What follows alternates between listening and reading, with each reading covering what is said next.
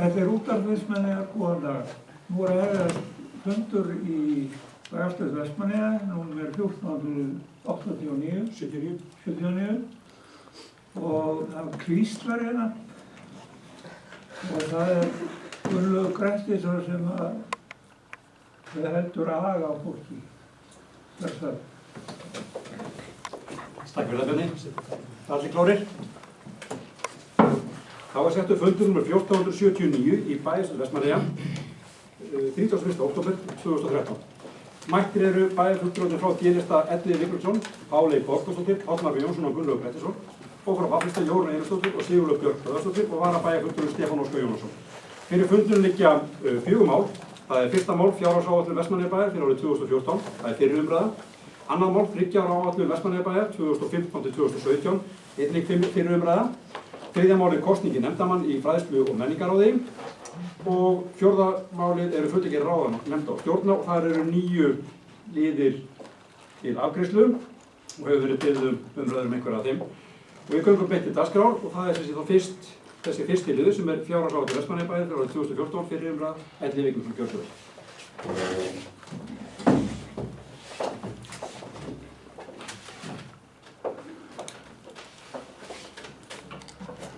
Forseti, bæjarfulltrúar. Fjárhagsáætlun fyrir árið 2014 er hér lögð fram til fyrri umræðu í samræmi við reglur bókhald sveitarfélaga sem og þær hefðir sem myndast hafa hjá Vestmannaeyjabæ og við orðin völ að vinna eftir. Núna eins og undanfarin ár eru reiknaðarstærðir svo sem afskriftir, hækkun, lífeyrisskuldbindinga að öllu leyti teknar inn í áætlunina. Nú eins og flestir þekkja, þá skiptist rekstur sveitarfélagsins í A- og B-hluta. A-hlutin eru einingar sem að mestu leyti fjármagnaðar með skattekjum, á meðan B-hlutin að mestu fjármagnaðar með eigintekjum. Jafnframt eru nokkuð skörp skil milli A- og B-hluta fyrirtækjanna og vextir reiknaðir milli eininga. Bæjarfulltrúar þekkja það vinnulag sem haft er við fjárhagsáætlun og vinnulagið hefur alfarið verið eftir þeim ramma sem að bæjarráð hefur sett okkur embættismönnunum. Þannig var forskrift bæjarráðs notuð til að áætla sameiginlegar tekjur og síðan lagður rammi fyrir hvern málaflokk. Það var lögð rík áhersla á að launakostnaður og annar ekstrakostnaður yrði sem réttastur. Þannig var hver einasti kjarasamningur tekinn og reiknaður, enda vonlaust og ætla að nota einhvern flatan framrækning á laun. Við undirbúning var fundað með öllum forstöðumönnum og þeim starfsmönnum sem að fara með fjárráð og farið í saumana á rekstri eininganna með það fyrir augum að gera sem raunsæjasta áætlun rekstur næsta árs og leita hagræðinga. Fjárfestingageta var á sama hátt áætlun samkvæmt þeirri forskrift sem að bæjarráð hafi lagt fyrir og þessi áætlun sem hér er lögð fram til fyrri umræðu gerir ráð fyrir því að þessu fjármagni sé varið til úthlutana með sérstökum samþykktum og sérstökum samþykktirnar koma inn á milli umræðina. En það er sem sagt þessi breyting gerð á vinnulaginu núna með seinustu ár er það að heildar upphæðin er inn í áætluninni en þá bara þeirra raðinni niður á liði. Það er sem að gert ráð fyrir að síðar umræða fjárhagsáætlun verði 21. nóvember næstkomandi og munu nefndir hafa tækifæri til þess að taka áætlunina til umfjöllunar við umræðina ef þær óska eftir því. Ef við förum þá yfir tekjuforsendur, þá er útsvarshlutfall áætlað óbreytt eða 14,48% og áætlunin gerir ráð fyrir því að þessi útsvarsprósenta skeri 1.930 milljónum samanborið 1.710 milljónir í áætlun fyrir 2013. Og lítið þá til jöfnunarsjóðs. Það er gert ráð fyrir að hefðbundin framlög úr jöfnunarsjóði verði nokkuð í takt við yfirstandandi ár eða verði 218 milljónir. Og af þessum ljóst vera að þessar rekstratekjur hafa dregist gríðarlega mikið saman frá því sem að áður var.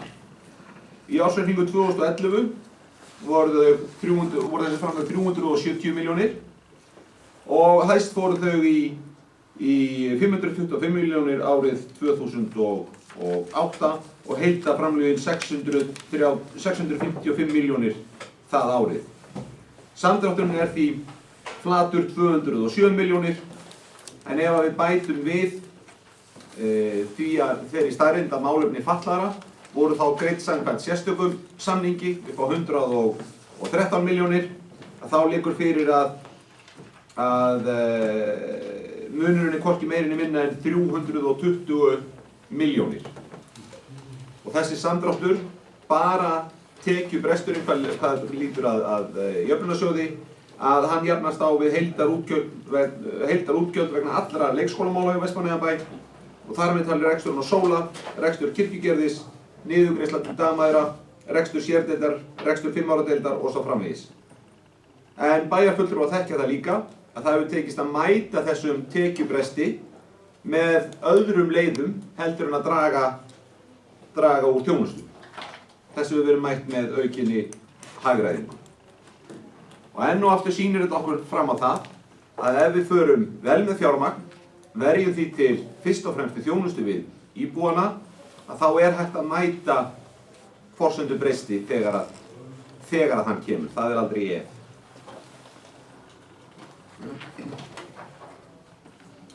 Forsendur fjárhagsáætlunar gera ráð fyrir óbreyttum tekjum málaflokka, áfram verða allar gjaldskrár vísitöluhækkaðar í samræmi við áður samþykktar verklagsreglur þar að lútandi. Fjármagnstekjur voru reiknaðar út frá ávöxtun ársins 2013 og þó gert sér ráð fyrir nokkuð lægri vaxtaprósentu í forsendunum. Og mestu munar þá að sú upphæð sem að nú er nýtt til ávöxtunar, eigið fé Vestmannaeyjabæjar, er það bil helmingi lægri heldur en þegar við stóðum hér fyrir ári. Það er enda von. Rétt helmingur af þeim sjóð sem að sveitarfélagið eignaðist eftir söluna á Hitaveitu Suðurnesja var nýttur til þess að kaupa tilbaka eignir út úr EFF eða út úr fasteign og eðli málsins samkvæmt verða þá fjármagnstekjur minni. Þið sjáu þarna á myndinni hvernig fjármagnstekjur hafa þróast. Árið 2008 vorum við með 574,5 milljón í vaxtatekjur af bankainnistæðum en fóru niður í 114 2012 og áætlaðar 175 milljónir árið 2003. Og því miður eru alla líkur til þess að ávöxtun verði jafnvel enn lægri en hér er gert ráð fyrir, enda fjárfestingakostir á Íslandi því miður fáir. Álagður fasteignaskattur er áætlaður 226 milljónir og er það 16 milljónum meira en gert var ráð fyrir í áætlun fyrir 2013. Álagningarhlutfall er hins vegar óbreytt milli ára og verður 0,42% af íbúðarhúsnæði og 1,55% af öðru íbúðarhúsnæði. Holræsagjald er áætlað rúmar 83 milljónir og þá er búið að taka tillit til afsláttarkjara, svo sem fyrir eldri borgara og bæjarfulltrúar vita sem er að við tókum ákvörðun það að fella niður eða veita 100% afslátt af fasteignagjöldum til eldri borgara og sem að veldur að sjálfsögðu tekjuskerðingu og það er búið að gera ráð fyrir því í þessum tölum sem þarna eru birtar. Nú fyrir árið 2012 var þessi tala áætluð 72 milljónir og holræsagjaldi tekjufærist undir fráveitu í B-hluta samstæðunnar. Og það er óþarfi að draga fjöður yfir þá staðreynd að rekstur Vestmannaeyjabæjar hefur þyngst á seinustu 2 árum. Og við þurfum ekkert að fjölyrða ástæður þess að reksturinn hefur þyngst. Þær eru fyrst og fremst þær ákvarðanir sem að þeir sem hér sitja hafa tekið. Þetta eru ákvarðanir aukna þjónustu og minni álögur á bæjarbúa. Og slíkt kostar að öllu jöfnu fjármagn. Þannig er matarkostnaður í fræðslukerfinu allverulegur. Við erum með fleiri börn en áður á leikskólum, við erum með gjaldfrjáls fyrir öll börn að 18 ára aldri í sund, eldri borgarar greiða ekki fasteignagjöld og lengi má áfram telja. Og það þarf því vart að koma óvart þótt sveitarsjóður skili nú minni hagnaði en áður. Áætlun næsta árs gerir ráð fyrir hagnaði upp á 129 milljónir en áætlun ársins í ár gerði ráð fyrir 235 milljón. Það er enda ekkert sérstakt keppikefli hjá Vestmannaeyjabæ að skila hagnaði umfram það sem nauðsynlegt er. Hagnaður hvers árs þarf hins vegar að nýtast til fjárfestinga hann þarf að nýtast til viðhalds og hann þarf að búa til borð fyrir báru. Og undirritaður vill nota þetta tækifæri og vara bæjarfulltrúa við því að ganga mikið lengra í þessa átt. Hagnaður sveitasjóðs fyrir árið í ár eingöngu 4% af tekjum. Og eins og ég segi, þá verður vart mikið lengra gengið ef við ætlum að halda rekstrinum ábyrgum. Við erum með ákveðið jafnvægi, en getum vart gengið mikið lengra. Og enn eykst því mikilvægi þess að bæjarfulltrúar leggist á eitt með starfsmönnum í að halda aftur af þeim mikla þenslu þrýstingi sem og verður alltaf í okkar rekstri. Og ekkert bara í okkar rekstri, heldur í öllum opinberum rekstri. Það eru öll sveitarfélög að glíma við þetta sama verkefni, að halda aftur af þenslu. Og ég veit líka að ég þarf ekki að minna bæjarfulltrúa á að hagnaður ekki peningur undir kodda. Hagnaður ekki fjármagn sem safnast einhvers staðar upp. Hagnaður, hann fer til að standa undir öllum framkvæmdum, öllu viðhaldi og fleira slíku. Og það má lítið út að bregða ef ekki á illa fara hjá Vestmannaeyjabæ. Fordæmin eru jú víða og það tekur ótrúlega skamman tíma að setja rekstur sveitarfélags úr skorðunum. Það tekur ekki nema, það tekur 2 ár að skaða rekstur sveitarfélags svo mikið að það taki 20 ára að vinna það tilbaka. Nú við reiknum með því að veltufé sveitasjóðs frá rekstri verði jákvætt upp á rúma 428 milljónir, en það var áætlað 418 milljónir fyrir árið 2013.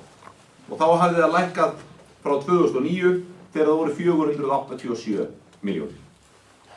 Veltufé samstæðu verði hins vegar áætlað rúmlega 497 milljónir. Heildar skatttekjur ársins 2014 eru áætlaðar 2200 milljónir og þar með eru heildartekjur áætlaðar 4037 milljónir. Laun og tengla samstæðu eru áætlaðar 1747 milljónir í stað 1636 milljóna fyrir yfirstandandi ár. Og hér verulega hækkun að ræða, eða 6%. Og hafa laun þá hækkað 13% frá áætlun 2012. Við þekkjum þá öll að útgjaldaliður Vestmannaeyjar númer 1, 2 og 3 laun.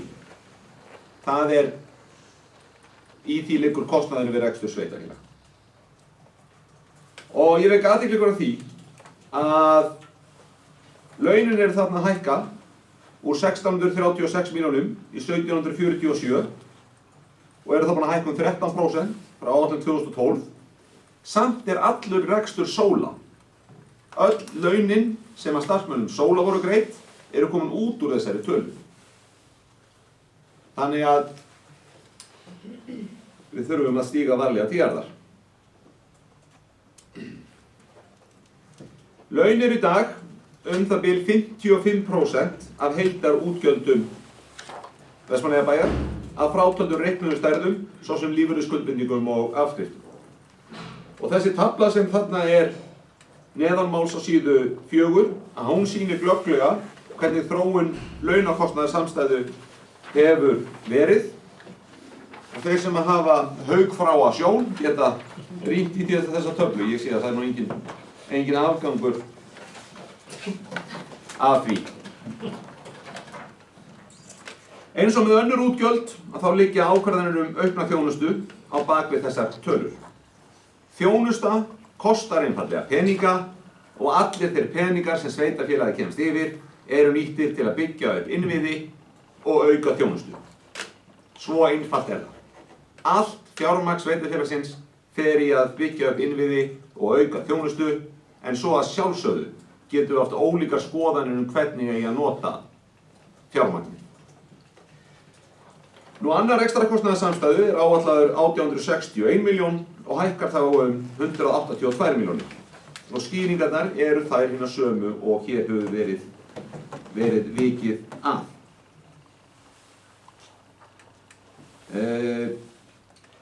Mesta breytingin í þeirri fjárhagsáætlun sem hér er lögð fram, hún tengist fasteign. Nú loksins erum við laus við leigu á þeim fasteignum sem við þurfum að halda til að sinna grunnrekstri okkar. Í fjárhagsáætlun ársins 2012 var gert ráð fyrir að húsaleiga á eignum fasteignar yrði 196 milljónir. Auðvitað lækka fjármagnstekjur, verulega á móti, og viðhald fasteigna eykst, en mestu skiptir kannski að áhættan við rekstur sveitarfélagsins, hann minnkar. Það er erfitt fyrir sveitarfélag að vera með 4.000 milljónir inn á bókum og stýra þar ávöxtum. Það er erfitt fyrir sveitarfélag að taka gengisáhættu eins og lengst var af þessum skuldbindingum við fasteign. Og það er líka erfitt fyrir sveitarfélag að vera með verðtryggingaráhættu í sínum rekstri. Þannig að einn af stóru kostum þess að hafa keypt allar eignirnar tilbaka, það er að lækka efnahag okkar þessar upphæðir og draga mikið úr áhættu í rekstri í viðbót við það að þetta kostar okkur einfaldlega færri krónur að reka þetta í dag.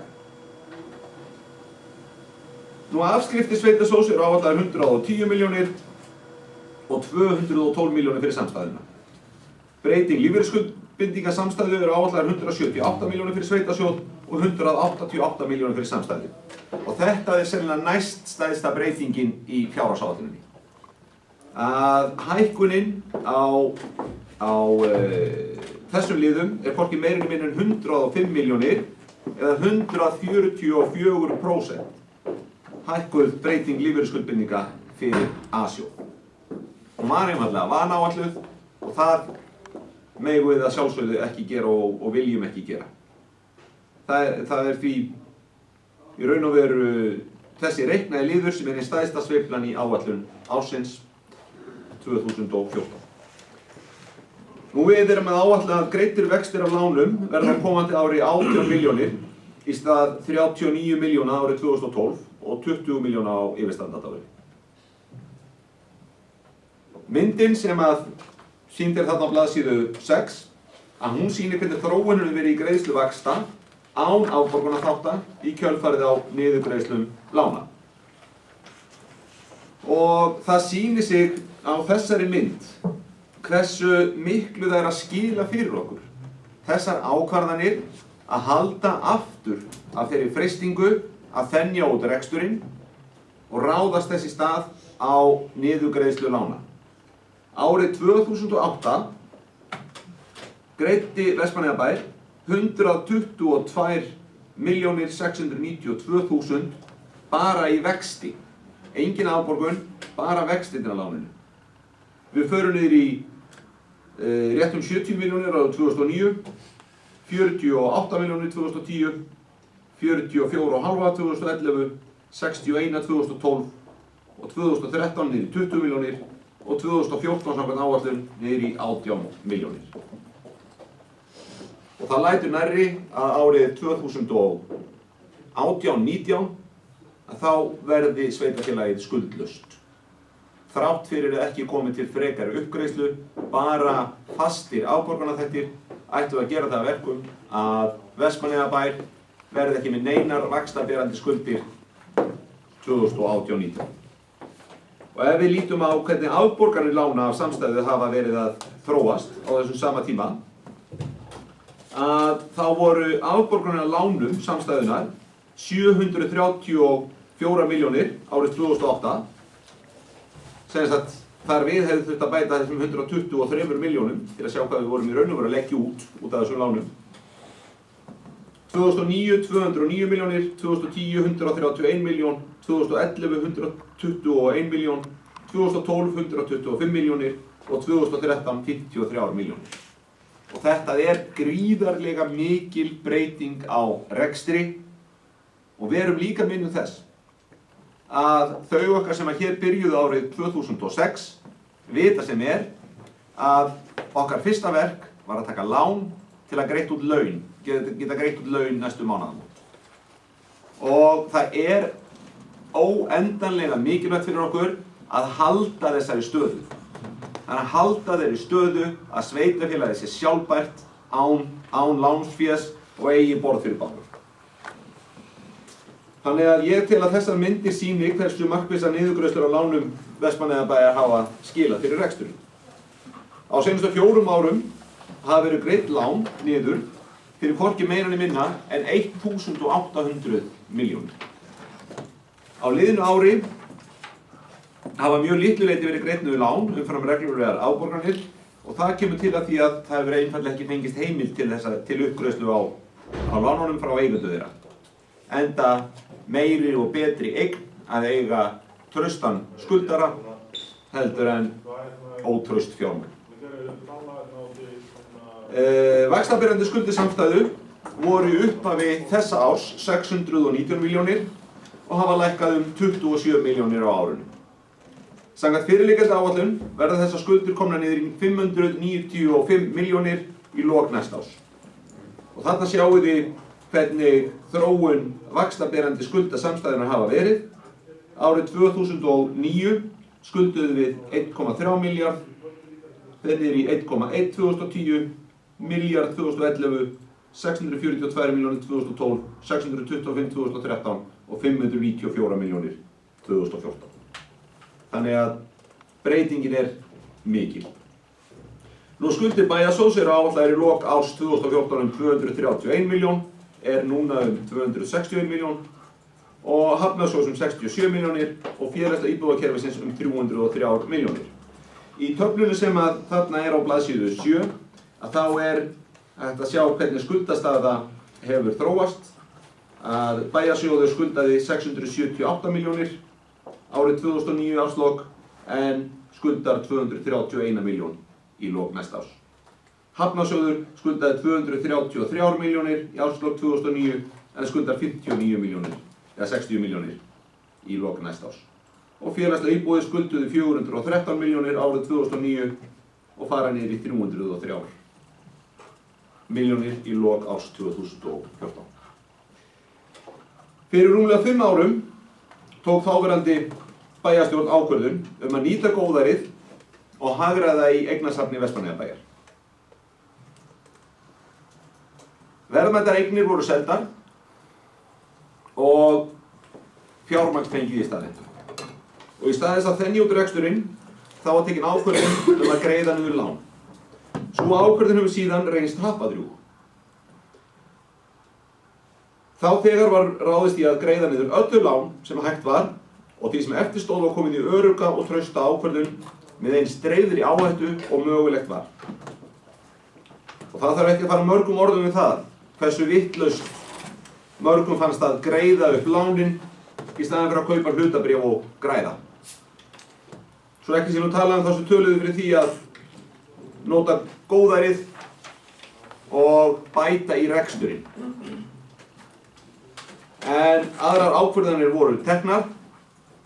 Hrunið olli okkur mikilli hættu sem að embættismönnum í góðu samstarfi við kjörna tókst að stýra hjá og það heldur ekki sjálfgefið og þá sögu þyrfti reyndar að skrásetja við tækifæri því að hún reifara líkust þegar að starfsmenn Vestmannaeyjabæjar voru með hælana marða eftir að hurðir bankastofnana skullu á hælana á þeim þegar þeir hlupu út með fjármagnir rétt fyrir hrun. Núna í lok árs 2013 staðan sú að lán hafa verið greidd niður fyrir 3,4 milljarða frá árinu 2006. Við erum búin að borga niður lán fyrir 3.400 milljónir. Við erum búin að kaupa eignir af fasteign fyrir 1.800 milljónir. Við erum búin að eignfæra á yfirstandandi ári 2.200 milljónir. Við eigum samt tæpa 2 milljarða. Þannig að staða okkar sterk þó við megum illa við mikið auknum rekstri. Framkvæmdir sem hafa verið eignfærðar frá ársbyrjun 2009 eru tæpar 3.900 milljónir. Þar af hefur eignfærsla yfirstandandi árs verið eins og ég sagði 2.200 milljónir. Samt sem áður erum við með 2100 milljónir í reiðufé sem fyrst og fremst mynda öryggis- og fjárfestingasjóði sveitarfélagsins. Og þrátt fyrir afar erfitt ástand á fjármagnsmarkaði að þá eru fjárfestingasjóður okkar enn í dag mikilvægur tekjustofn. Þá skiptir ekki minna máli að sterk lausafjárstaða að hún hefur gefið okkur tækifæri til að gera mikilvægar breytingar þegar að til þess gefst tækifæri, samanber ákvörðun ykkar sem að hér sitja að kaupa upp eignirnar af fasteignahafa frá sínum tíma. Ég hef á seinustu ár heitið á bæjarfulltrúa að umgangast fé af ábyrgð og með virðingu fyrir því fólki sem leggur blóð, svita og tár í störf sín til þess að við getum tekið af þeim 14,48%. Og þetta hef ég gert, þótt að ég viti sem að heilt yfir hafa bæjarfulltrúar fullan skilning á þessu. Og ég í raun og veru hér í hlutverki prestsins sem messar yfir kórnum. En það gerir kórun ef til vill aðeins kristnari. Við sem kjörin erum til að gæta hag bæjarbúa megum aldrei líta á það sem hlutverk okkar að berjast fyrir auknum rekstri, heldur þurfum að berjast fyrir því að Vestmannaeyjabær sé vel rekinn. Beri okkur gæfa til slíks að þá eiga tækifæri tengd bættum rekstri eftir að veita okkur mikið forskot ókomna tíð. Vestmannaeyjabær hefur verið í gríðarlega miklum framkvæmdum á seinustu árum. Nýtt útivistarsvæði við Sundlaug, nýir búningsklefar við Sundlaug, miklar endurbætur á barnaskólanum, ferilmál fatlara í grunnskólum, tengd til gagngerrar endurskoðunar, lyftasett í barnaskóla Vestmannaeyja, lyftasett í safnahús, lyftasett í leikhús, mikil uppbygging miðbæjar, upptökumannverki við Vestmannaeyjahöfn, endurgerð frá grunni, uppbygging sagnheima, klæðning á safnahúsið, bygging á knattspyrnuhúsið, allsherjar endurbætur á leikhúsinu,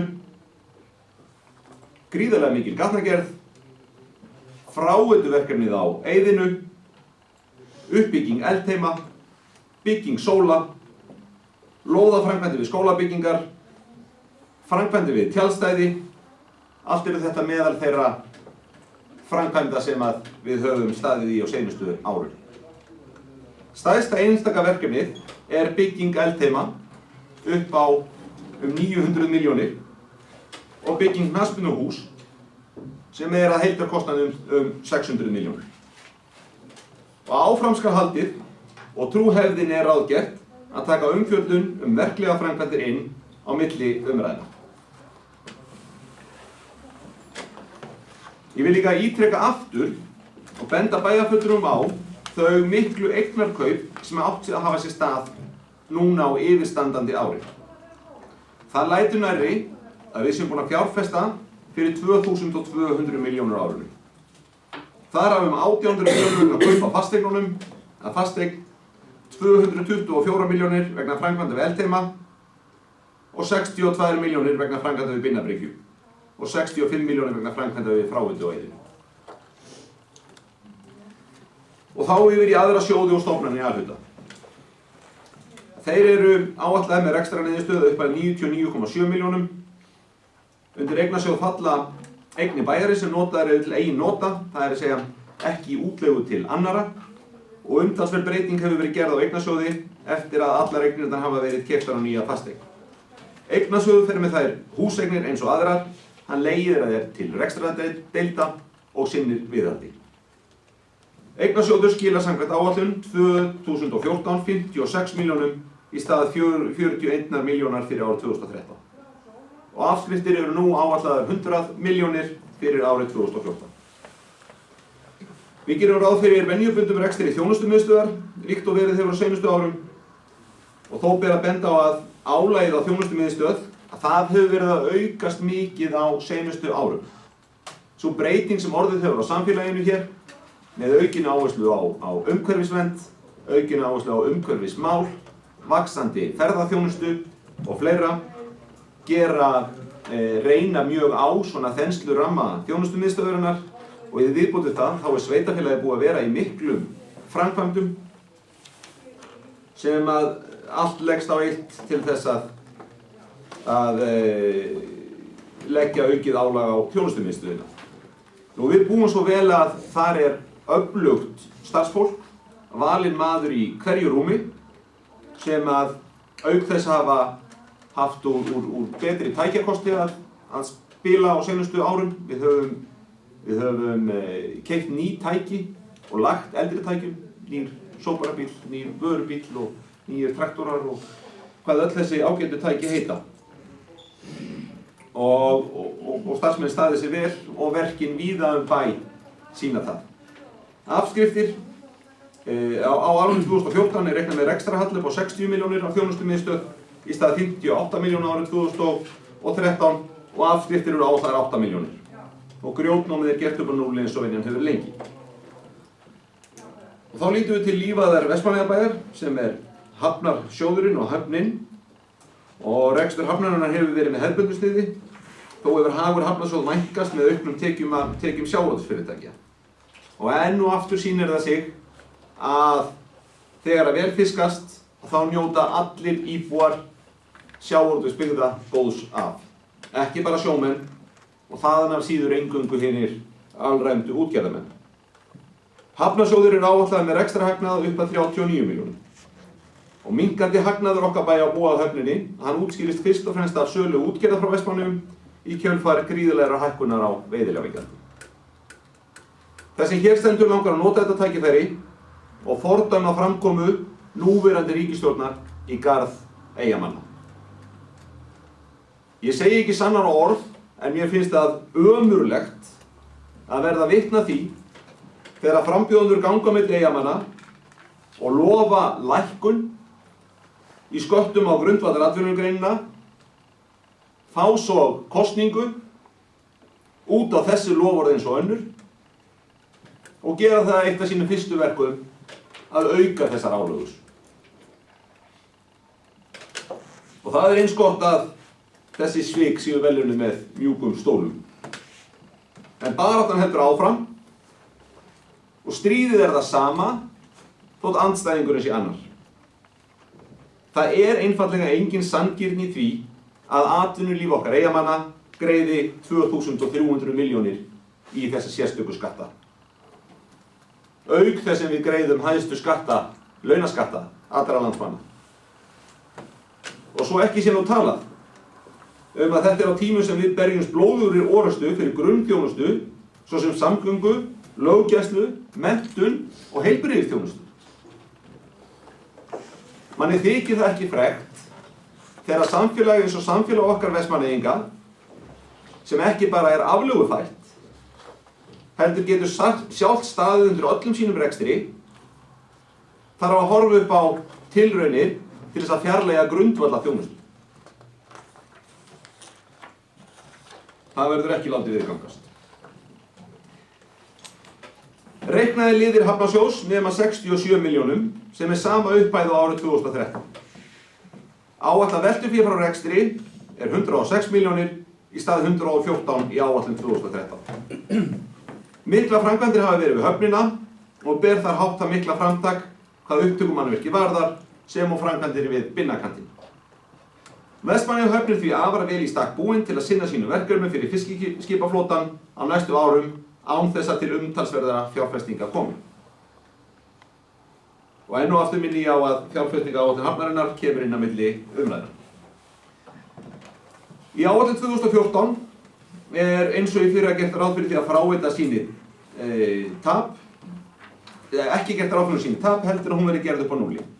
Gert ráð fyrir að haldið verði áfram með þær framkvæmdir á endurnýjun holræsakerfisins sem hafist var handað við fyrir nokkrum árum og stærsta einstaka verkið náttúrulega það þrekvirki sem nú hefur verið að vinna á eyðinu og felst í lagningu nýrrar frálagnar og nýtt dæluhús og á milli umræðanna má gera ráð fyrir því að því verkefni verði áætluð ein lína í sérsamþykktum til þess að við losnum við þann óþrifnað sem verið hefur við eyðið og þá ekki síst vegna umsvifa sjávarútvegsfyrirtækja yfir vertíðina og það muni heyra sögunni til.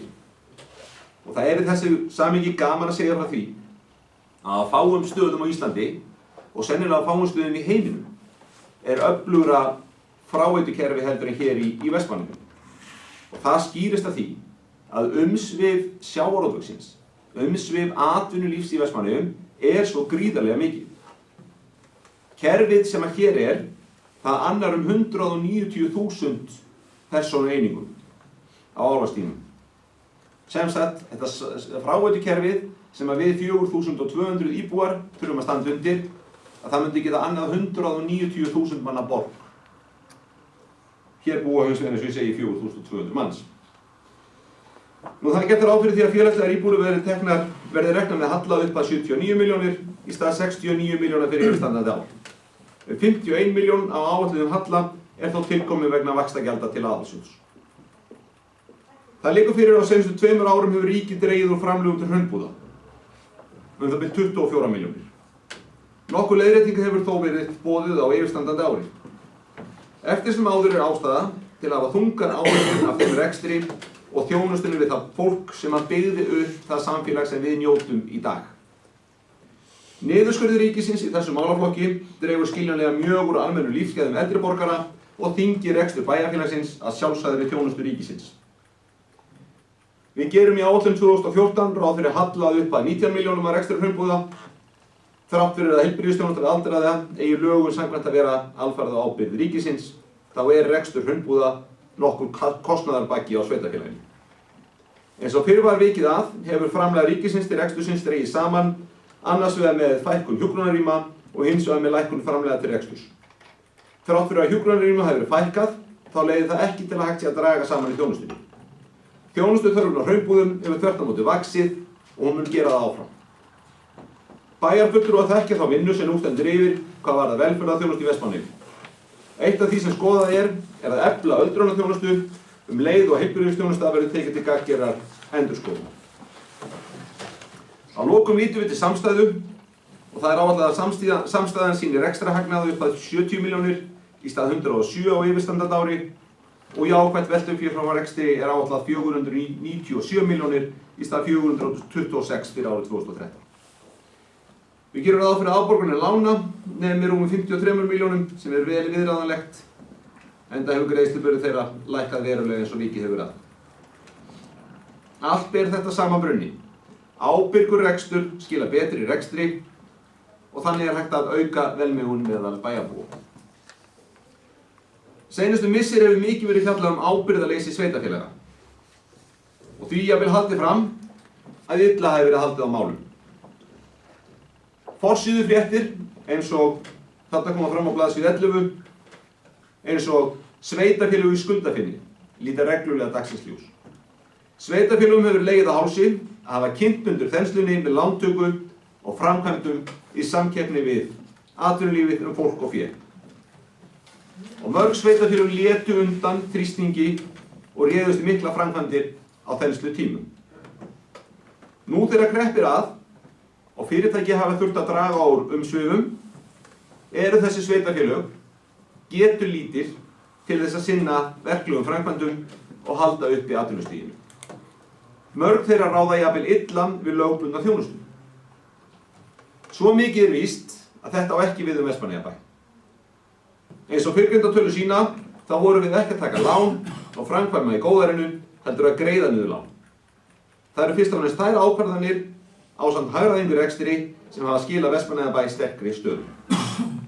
Ég vil í lokin þakka þeim sem unnið hafa gerð áætlunarinnar leið og ég legg hana hér fram til fyrri umræðu í bæjarstjórn Vestmannaeyja.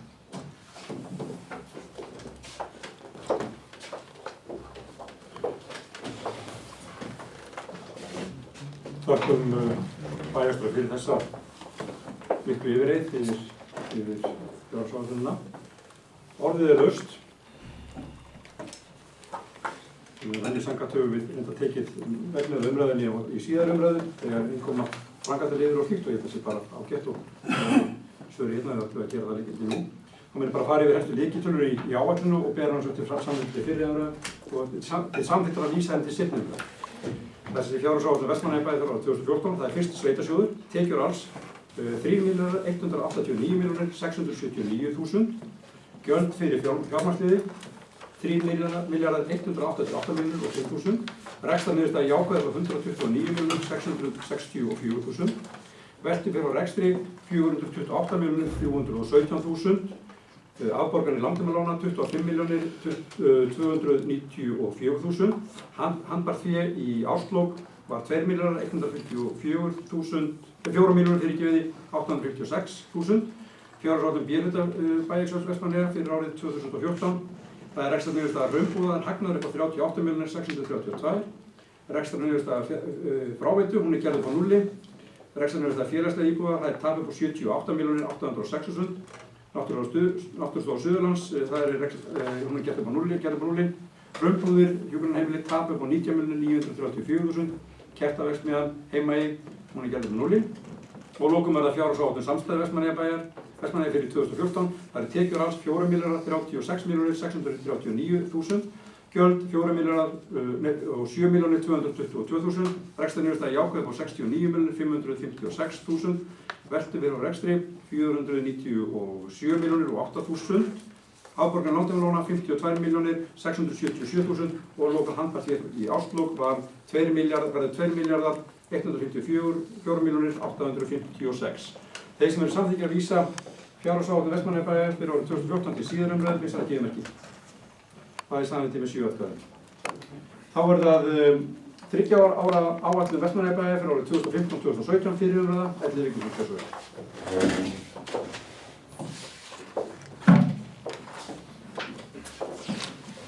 Bæjarfulltrúar, hefst á næsti kafli í yfirreið bæjarstjóra yfir rekstur sveitarfélagsins. Við erum búið með 1 ár, en eigum hins vegar eftir umfjöllunum 3 ár, sem þýðir það að 75% af áætluninni er ólokið. En ég get hins vegar glatt bæjarfulltrúa með því að ég ætla að hafa yfirreiðina yfir 3 ára áætlun umtalsvert skemmri heldur en yfir fjárhagsáætlun næsta árs.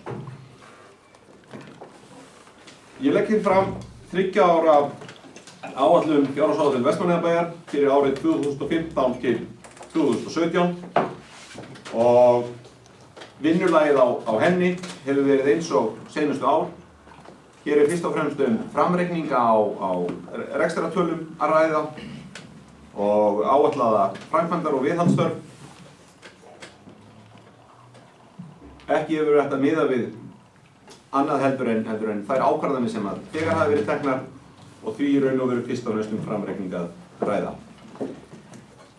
Við gerum ráð fyrir því að í áætlun 2015 þá skili aðalsjóður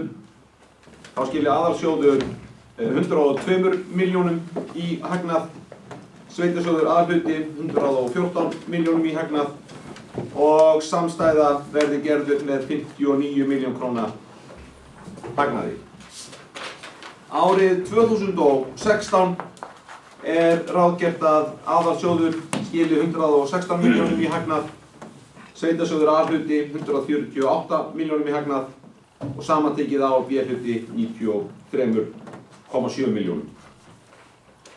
Seinast árið í þessari áætlun erum við að ráðgera að aðalsjóður skili 130 milljónum í hagnað, sveitasjóður aðalhluti 164 milljónum í hagnað og að samantekið A- og B-hluti skili 105,5 milljón í hagnað. Allt þetta er sagt með þeim fyrirvara sem að framkomi hér í aðfara orðum að þetta er fyrst og fremst framreikningur. Við stöndum frammi fyrir því að hafa fjárfest gríðarmikið á seinustu árum og fer nú að vera svo komið að sveitarfélagið sé búið með kostnaðarfrekustu framkvæmda liðina. Hins vegar eru aðrir þættir sem síst eru minna mikilvægir í rekstri okkar og þjónustu netinu sem við reynum að vefja bæjarbúa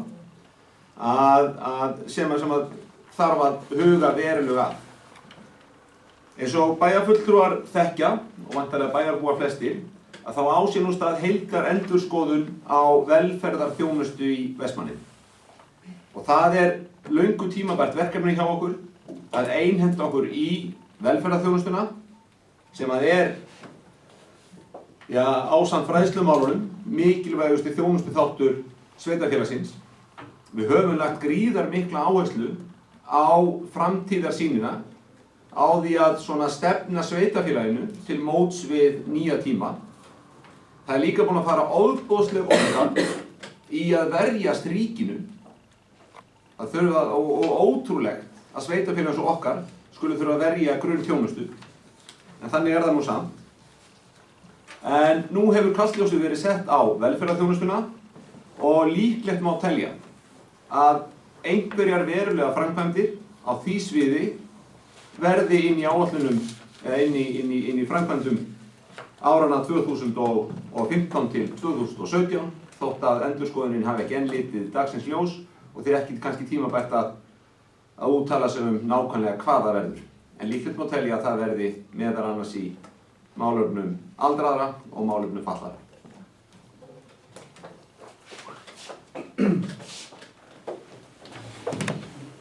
Þökkum bæjarstjóra fyrir. Orðið laust fjárhagsáætlun Vestmannaeyjabæjar frá 2015 til 2017 fyrir umræðu. Ég fengi kveðs ljós, þá legg ég til og bið þá bæjarstjóra að gefa merki sem þeir samþykkir að vísa þessari fjárhagsáætlun fyrir þessi 2003 áætlun 2015-2017 til síðar umræðu finnst að gefa merki. Það er sannleitin með sjöakkar. Það reyndar eitt mál sem að láðist í upphafi fundar að glemtist að taka inn með afbrigðum fundargerð bæjarráðs með 2967 sem var haldinn í gær, 30. október og ég ætla að segja að það gera það, hún er þá öll til umræðu og staðfestingar á þessu fundi en sjálfsagt þarf hún að vera því við erum hér að tala bæði fjárhagsáætlun og þriggjaáætlun. Þeir sem eru því samþykkir að taka þessi fundargerð með afbrigðum þessari ekki merki. Það er sannleitin með sjöakkar og hún kemur hérna. Já, ég ætla að segja að sjóknar að vera sannleitin. Þú ert ekki að samþykkja fundargerðir? Ég er bara að taka nýja að sjá. Það verður nú aðeins. Hún er þá öll til umræðu og staðfestingar hér eftir. Þú vormast alla fótboltistefnum og þessu úti. Þá göngum við til næsta liðs. Förum við næsta lið í fundarins. Það er kosning nefndamann til fræðslu og menningarráð. Það er breyting á nefndamanni eða breyting á formanni réttar sagt. Það er tillaga að Trausti Hjaltason verði formaður fræðslu og menningarráðs í stað Hildar Sólveigar Sigurðardóttur og Hildur Sólveig mun þá taka sæti sem almennur fulltrúi í ráðinu. Hildur Sólveig eignaðist nýverið sitt annað barn og við óskum henni sjálfsagt til hamingju með það en það er grunnurinn af þessari ákvörðun, þessari tillögu. Þeir sem eru því samþykkir við sem er skrifmerki. Það er það sannleitt með 7 atkvæðum og óskum þá Trausta Hjaltasyni til hamingju með formannssætið og Hildi fyrir nefndasætið sitt. Þá er það 4. liður, það er fundargerð ráðanefndar og stjórn og það eru alls 9 liðir og auk þessa 10. sem við tókum fyrir með afbrigðum rétt áðan sem er þá fundargerð bæjarráðs frá því í gær. Og við byrjum á fundargerð fjölskyldu- og tónlistarráðs nr. 135 frá 25. september síðastliðinn. Liðir 3 og 4 eru umræðu og staðfestingar, 1 og 2 til staðfestingar. Liðir 3 og 4 þar er að ræða, 3 er það akstursþjónusta og 4 er málefni fatlaðs fólks. Byrjum á að ræða lið 3, vilja bæjarstjóri ræða það. Stefán Björnsson.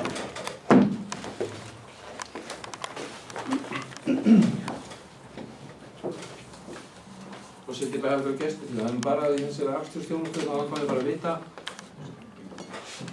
vita að ég sé það á frá að kaupa nýjan bíl undir það og það er bara ágætismál. Hann komið bara að vita hvað er búið að borga í leigu frá því að verktakinn hætti að keyra og bæjarsjóður tók að sér kistuna, hvað er búið að borga viðkomandi verktaka í greiðslur og hver er greiðsla í dag. Ég langar að við fá að vita það liggi fyrir. Takk fyrir. Þakkum Stefáni fyrir.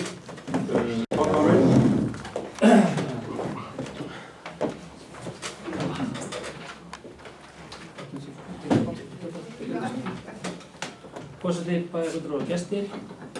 Já, það var það akstursþjónustuna sem er stórt og hefur verið stórt og mikið mál hjá okkur í fjölskyldu og fræðslu og hérna tónlistarráði í gegnum árin og það rann út samningu við verktaka núna í lok síðasta árs og þá var gerður bráðabirgðasamningur til 3 mánaða og sá samningur hljóðaði upp á 1,1 milljón á mánuði var áður og þetta var allir bráðabirgða af því að samningur höfðu út og í kjölfari var ákveðið að skoða hvað við myndum taka við, hvort við myndum halda áfram að bjóða verkið út eða hvort að við myndum fara einhverja aðra leið, og síðan eftir þessa 3 mánuði þá var ákveðið að fara í tilraunaverkefni til 1 árs og það gekk út á það að ráða þá mann en leigja bílinn af einhverjum aðila út í bæ, og niðurstaðan var svo leigðum bílinn af Vilhjálmi Bergsteinsinni sem var verktaki hjá okkur áður. Og kostnaðurinn á mánuði núna komin niður í 700.000 á mánuði, þannig að hann lækkar töluvert heildarkostnaður gagnvart þeim samningi sem voru með áður, og af því 235.000 að fara í leigu á bílnum á mánuði.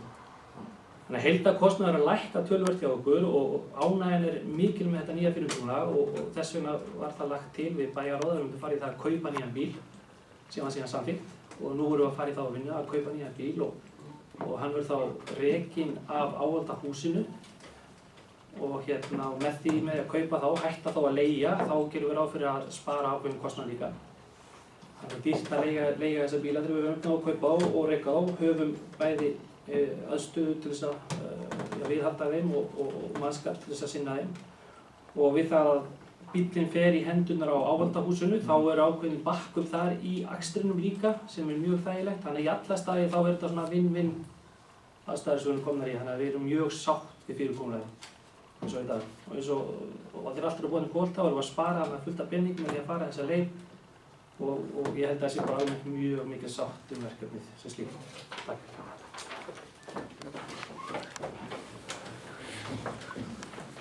Þökkum Páli Marri fyrir, orðið laust. Stefán Karlsson. Forseti bæði gert mjög ánægður bara með þessi svör og ég tek undir með Páli Marri að þessi þjónusta gengi mjög vel og alveg til fyrirmyndar eftir þetta bærinn tók þetta að sér og nú veit ég bara hvað þetta kostar og það var það sem ég langaði að fá að vita. Takk fyrir. Þökkum Stefán fyrir, orðið laust. Ég var lengi fyrir ljósagöngu til atkvæðum þennan lið, þannig að þriðja liði fundargerð Björns Framsóknarráðs, þeir sem eru á honum samþykki við þessari skjöfumerki. Það er samþykki með 7 atkvæðum. Þá var það 4. liður sem vitni til umræðu og staðfestingar, það málefni fatlaðs fólk, við erum bæði fulltrúar að ræða það. Stefán. Forseti bæði gesti, það var rétt sem kom hér frá hjá forseta, þetta mál sem við erum að ræða. Ég las fundagerðina og ég sé nú stundum ég hef heyrt að hér stundum að fundagerð framkvæmda Hafnarfjarðar sé ekki nógu vel skýra, en ég skil ekkert í þessari fundagerð. Þannig að hún ekki nógu vel útfærð þannig að fólk getur alveg að vita hvað þeir að ræða. Þannig að það sem ég langar að spyrja eftir ég las þessa fundagerð, þá langar mér að vita hvað framundan að gera hana. Nú fjárhagsáætlunina við erum búin að hlusta á hana, hvað þar, en að vísu ekki búið að búta niður hvernig fjármagnið skiptist. Hvað átt við í þessari fundagerð og hvað framundan í þessum málaflokki sem á að fara að gera jafnvel á næsta ári og á að fara í einhverjar framkvæmdir eða á að fara að semja ríkið betur eins og kom þetta fram áðan og við höfum kannski eftir að heyra betur eitthvað það. En þetta svona það sem við langar að vita hvað fór að fá fram á þessu fundi og hver stað. Takk fyrir. Þökkum Stefáni fyrir, formaður og formaður Hauksjónsson.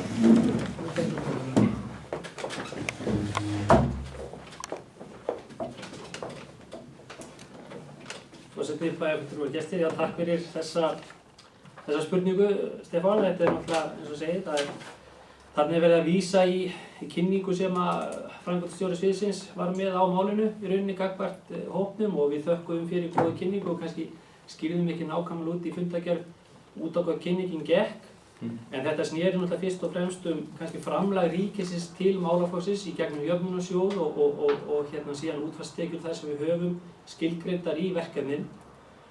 Og áhyggjur framkvæmdastjóra sneri að því að það eru sterkir þjónustuþegar eða þungir þjónustuþegar að koma inn í málaflokki núna hjá okkur, þeir mjög þungir þjónustuþegar sem að setja málaflokkin í svolítið uppnám. Og síðan komu fréttir frá ríkinu það að það ætti að fara að skera niður til þessara mála í gegnum jöfnunarsjóðinn Og það svona var svo umfjöllun sem var á fundinum það sem gerist máli. En mér skilst á framkvæmdastjóra núna að þessar áhyggjur okkar og þessi viðbrögð okkar það að þetta gangi ekki upp sé að skila sér. Mér skilst að það sé að koma meira framlag til okkar í verkefnið í gegnum sjóðinn sem mjög jákvæð og að árið ár verði svona nokkurn veginn á núli þrátt fyrir þessi þungu þjónustu sem kom inn. Á hinn bóginn búið að boða lækkun á næsta ári og á móti kemur að það búist við 35 milljóna aukningu í kostnaðaraukningu í málaflokknum hjá okkur, þannig að það svolítið óvissa enn þar, en við erum að bíða rauninni eftir niðurstöðu frá fulltrúum Vinnusjóðs hverju okkur úthlutað og þá hvernig í rauninni rekstur þessa málaflokks verður á næsta ári. Þannig að hann svolítið ennþá í óvissu hvað þetta verður. Á hinn bóginn varðandi að ráðast í byggingar eða eitthvað slíkt, það var ekkert til umræðu þarna í þessu, en það ljóst að okkur vantar búsetuúrræði fyrir þennan málaflokk eða þessa einstaklinga að einhver leyti og það þarf náttúrulega að fara að skoða það í kjölfari. Takk fyrir.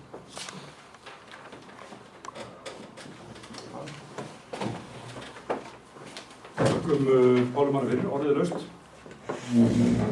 Ég veit ekki hvað ljósagöngunum til alltaf þennan fjórða liði fundargerðinni, þeir sem voru samþykki við sem geðmerki. Það samþykki með 7 atkvæðum og svo það þá aðrir liðir sem voru þá liðir 1 og 2, þeir sem þeim liður samþykki við sem geðmerki. Það samþykki með 7 atkvæðum. Það reyndar kom til mér í kjölfar kosninga í fjölskyldu, í fræðslu og menningaráð, fyrirgefiði. Þá líka breyting, það eru fleiri breytingar. Það ekki rétt? Já. Það eru breytingar hjá vaffastanum. Það segja að það er tillögum að varaformar verði Sigurður Björk Böðvarsdóttir og fulltrúi í ráðinu Björgvin Eyjólfsson og varamenn Stefán Jónasson og Hörður Þórðarsson. Þeir sem eru þess samþykki við sem ekki. Þetta samþykki með 7 atkvæðum. Ég bið ritara að færa það til bókar með þeirri kosningu sem vorum með áðan. Þá það fundargerð umhverfis- og skipulagsráðs nr. 192 frá 30. september síðastliðinn. Þar eru liður 1 til umræðarstaðfestingar, 2 til 8 til staðfestingar og liður 1 þar strandvegu 30 í umsókn um byggingarleyfi. Vilja bæjarfulltrúar ræða það? Já. Stefán Gjörsvöld.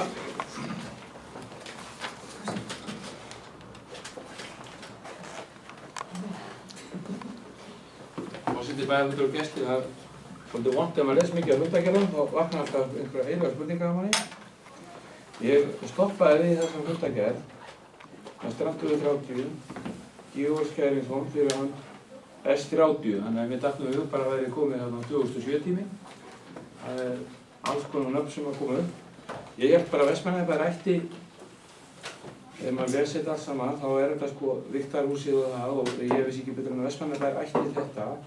Og ég held að Vestmannaeyjabær myndi sækja að fá að byggja þarna ofan á Viktarhúsið. En nú þetta eitthvað S30 fasteignafélag. Þeir sækja að fá að byggja ofan á fiskveiðivirkjunina. Og maður spyr sig sko, hvaða félag þetta? Og ég segi nú bara, maðurinn segir sko, hvaðan kemur það og hvernig var það til og hverjir eru hann í stjórn og hverjir eru þetta? Ég vissi bara ekki betur en að bærinn ætti Viktarhúsið að þau keyptu af miðstöðinni. Ég hef aldrei heyrt þetta félag, þetta S30. Og við erum svolítið forvitnir að vita hver ber ábyrgð á þessu félagi og það. Þannig að áður maður samþykkir svona, ég veit að það er alltaf að fara að byggja og ég veit að allt sem stendur í fundargerðinum frá umhverfis- og skipulagsráði, þá má byggja þarna undir allt samkvæmt skipulagi. En punkturinn er þessi, S30, hverjir eru það? Takk fyrir. Þakkum Stefáni fyrir. Ætli Björgvin.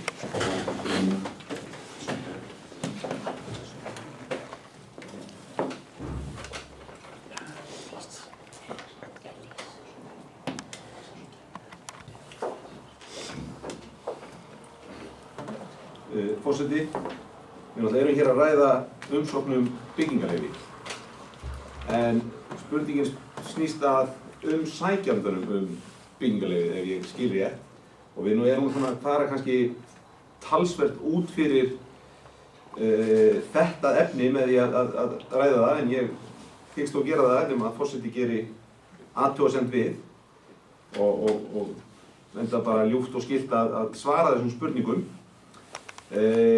S30 er hlutafélag, stofnað af Þekkingarsetri Vestmannaeyja, og Þekkingarsetur Vestmannaeyja er í eigu sennilega 40 stofnaðila og Vestmannaeyjabær er einn þessara aðila. En S30 er sem sagt stofnað af Þekkingarsetri Vestmannaeyja og er þar með aðkomandi að þetta litlu leyti, svona formulega. Stjórn S30 skipa Hrafn Sævaldsson sem er formaður, Elías Árni Jónsson sem er meðstjórnandi, og ég sé á bæjarfulltrúum að þeir veit ekki hver Elías Árni Jónsson er, en það er eiginmaður Ingibjargar Jónsdóttir, ef að hann Elli, bara svona til að við svona orðum hlutum þannig að þið komist til skila. Og svo er þann Elís Jónsson sem er þriðji stjórnarmaðurinn, og hann kunni vera eiginmaður Þórunnu Halldórsdóttur og saman eiga þau 3 börn ef ég manni rétt. Nú veit allir hvernig S30 er mannað, og það er líka ágætlist að ég byrjaði að tala hér þessar framkvæmdir að koma inn á það sem að þarna er fyrirhugað. Og er málið mér skylt þar sem að ég er stjórnarformaður Þekkingarseturs Vestmannaeyja og þekki því bara ágætlega til þessa máls. Þekkingarsetur Vestmannaeyja þarf að fara að koma framkvæmdum sínum af stað. Í þó nokkuð mörg ár er búið að ræða húsnæðisvandamál Þekkingarsetursins. Þær breytingar urðu á núna á árinu 2013 að húsnæðið sem að leigður er á standi 50, að það var í eigu Vestmannaeyjabæjar, Háskóla Íslands og Vestmannaeyjabæjar og Háskóla Íslands, en nú hefur Háskóli Íslands selt Vestmannaeyjabæ og Visku sinn eignarhlut, þannig að eignarhaldið er að mörgu leyti orðið einfaldara þegar það er komið heim í hérað, en þetta er einfaldlega of lítið og óhentugt húsnæði fyrir þessa starfsemi og háir allir í framþróun þekkingarklasa hér í Vestmannaeyjum. Það stendur sem sagt til að leigja þeim efri hæðina í miðstöðinni og þeir flytji þangað og byggi síðan ofan á til þess að stækka þetta rými, og að Vestmannaeyjabær samnýti á einhvern máta jarðhæðina í Viktarhúsinu með aðkomu út á Viktartorgið, en ekkert af því sem hér er sagt er á nokkurn máta klappað í stein. Heldur eru það eingöngu svona þær hugmyndir sem verið er að vinna með. Ég á von á því að á næsta fundi bæjarráðs eða þar næsta komi málið formlega til umfjöllunar á vettvangi Vestmannaeyjabæjar, og þar komi þá beiðni frá Þekkingarsetrinu S30 samstarf þessa framkvæmd, og þá hafa bæjarfulltrúar að sjálfsögðu öll tök á að kynna sér bæði teikningar og útreikninga og annað sem að málinu snýr, en við erum bara ekki komið þangað ennþá. Nú er verið að kanna hvort að byggingarleyfi fæst og hvort að hægt sé að bjóða þetta út, en aðkoma Vestmannaeyjabæjar er á engan máta klöppuð í stein. Ég vona að ég hafi svarað fyrirspyrjanda.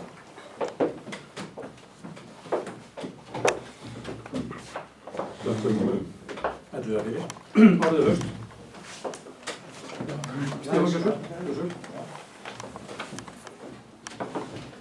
Forseti bæjarfulltrúa, já, ég vil nú þakka bæði fundarstjóra og bæjarstjóra að skauta yfir þetta fyrir mig, af því að auðvitað er það rétt, þetta var fundargerð skipulagsráðs, en forvitnin rekur mann svona stundum áfram. Og mér langaði bara að vita hvort að Georg Skæðurbrún ætlaði að fara að byggja þetta. Ég óttaðist það á þessum tíma. Þegar ég las þetta fannst mér Georg Skæðurbrún að vera að fara í byggingar á Viktarhúsinu, en það er ekki. Takk fyrir þetta. Þökkum Stefánu fyrir og til að verja Georg þá hræðist ég enga framkvæmd sem Georg fyrir. Vilja bæjarfulltrúar ræða meira? Þetta fyrsta mál í fundargerð umhverfis skipulagsráðs. Svo ekki bungu til atkvæða það. Þeir sem eru því, fyrsta mál samþykkt vísanlegt geðmerki. Það samþykkt með 7 atkvæðum og þá það liðir 2-8 sem einnig staðfestingar. Þeir sem eru þeim liður samþykkt vísanlegt geðmerki. Það hér samþykkt með 7 atkvæðum. Þá það fundargerð bæjarráðs númer 2965 frá 1. október síðastlið. Liður 7 til umræðu staðfestingar, 1-6 og 8 og 9 til staðfestingar. Og liður 7, þar að ræða áformum sameiningu heilbrigðisstofnana innan heilbrigðisumdæma. Það ekki rétt hjá mér? Jú, það rétt hjá mér. Við byrjum á því að taka það mál fyrir, þeir sem vilja bæjarfulltrúar ræða það. Stefán Gjörsvöld. Forseti, bæjarfulltrúar og gesti, já, ég merkti nú við þetta þegar mér langar svona að þetta náttúrulega búið að vera mikið umræðinni þessi málaflokkur. Og ég las nú í fréttum í gærkvöldi, það var viðtalið bæjarstjóra og svo eins fór hann hér yfir í fjárhagsáætluninni næsta ár, hvernig þetta lítur svona út.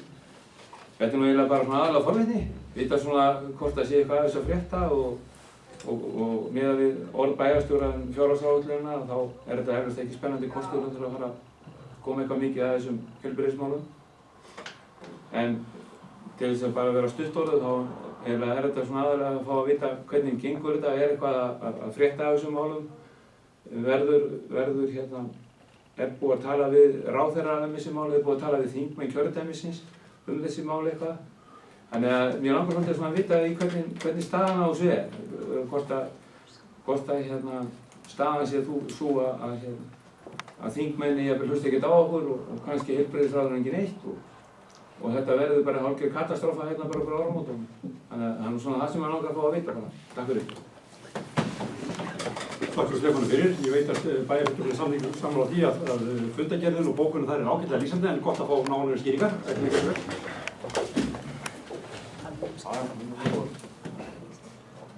Forseti, liður 7 í bæjarráði fjallar áformum sameiningu heilbrigðisstofnana innan heilbrigðisumdæma. Þannig að ég ætla að leyfa við það framhleypni að fá að ræða þann lið áður ég svara spurningum Stefáns sem svo sem snúa aðra þætti heldur en akkurat þetta.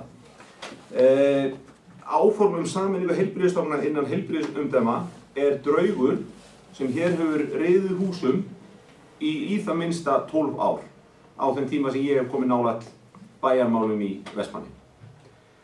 Seinustu 8 árin hef ég orðið meira var við þetta enda ég meira komið að bæjarmálum. Það þýðir það að núverandi ráðherra sennilega 7. ráðherra sem ég ræði þetta við.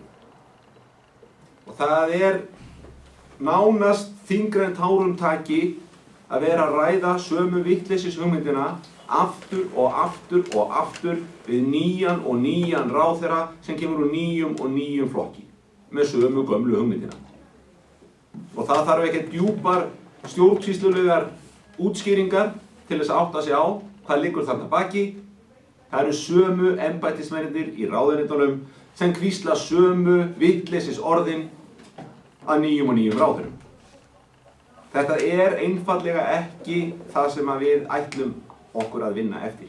Þetta ekki framtíðarsýn okkar fyrir opinbera stjórnsýslu í Vestmannaeyjum að henni sé stýrt af Selfossi með fyllstu virðingu fyrir því ágæti svæði. Það skilar einfaldlega ekki árangri að sameina ríkisstofnanir af landsbyggðinni og inn á höfuðborgarsvæðið. Höfuðborgarsvæðið, eins og það skilgreint í sóknaráætlun, frá Reykjanesbæ út í Árborg og upp á Akranes.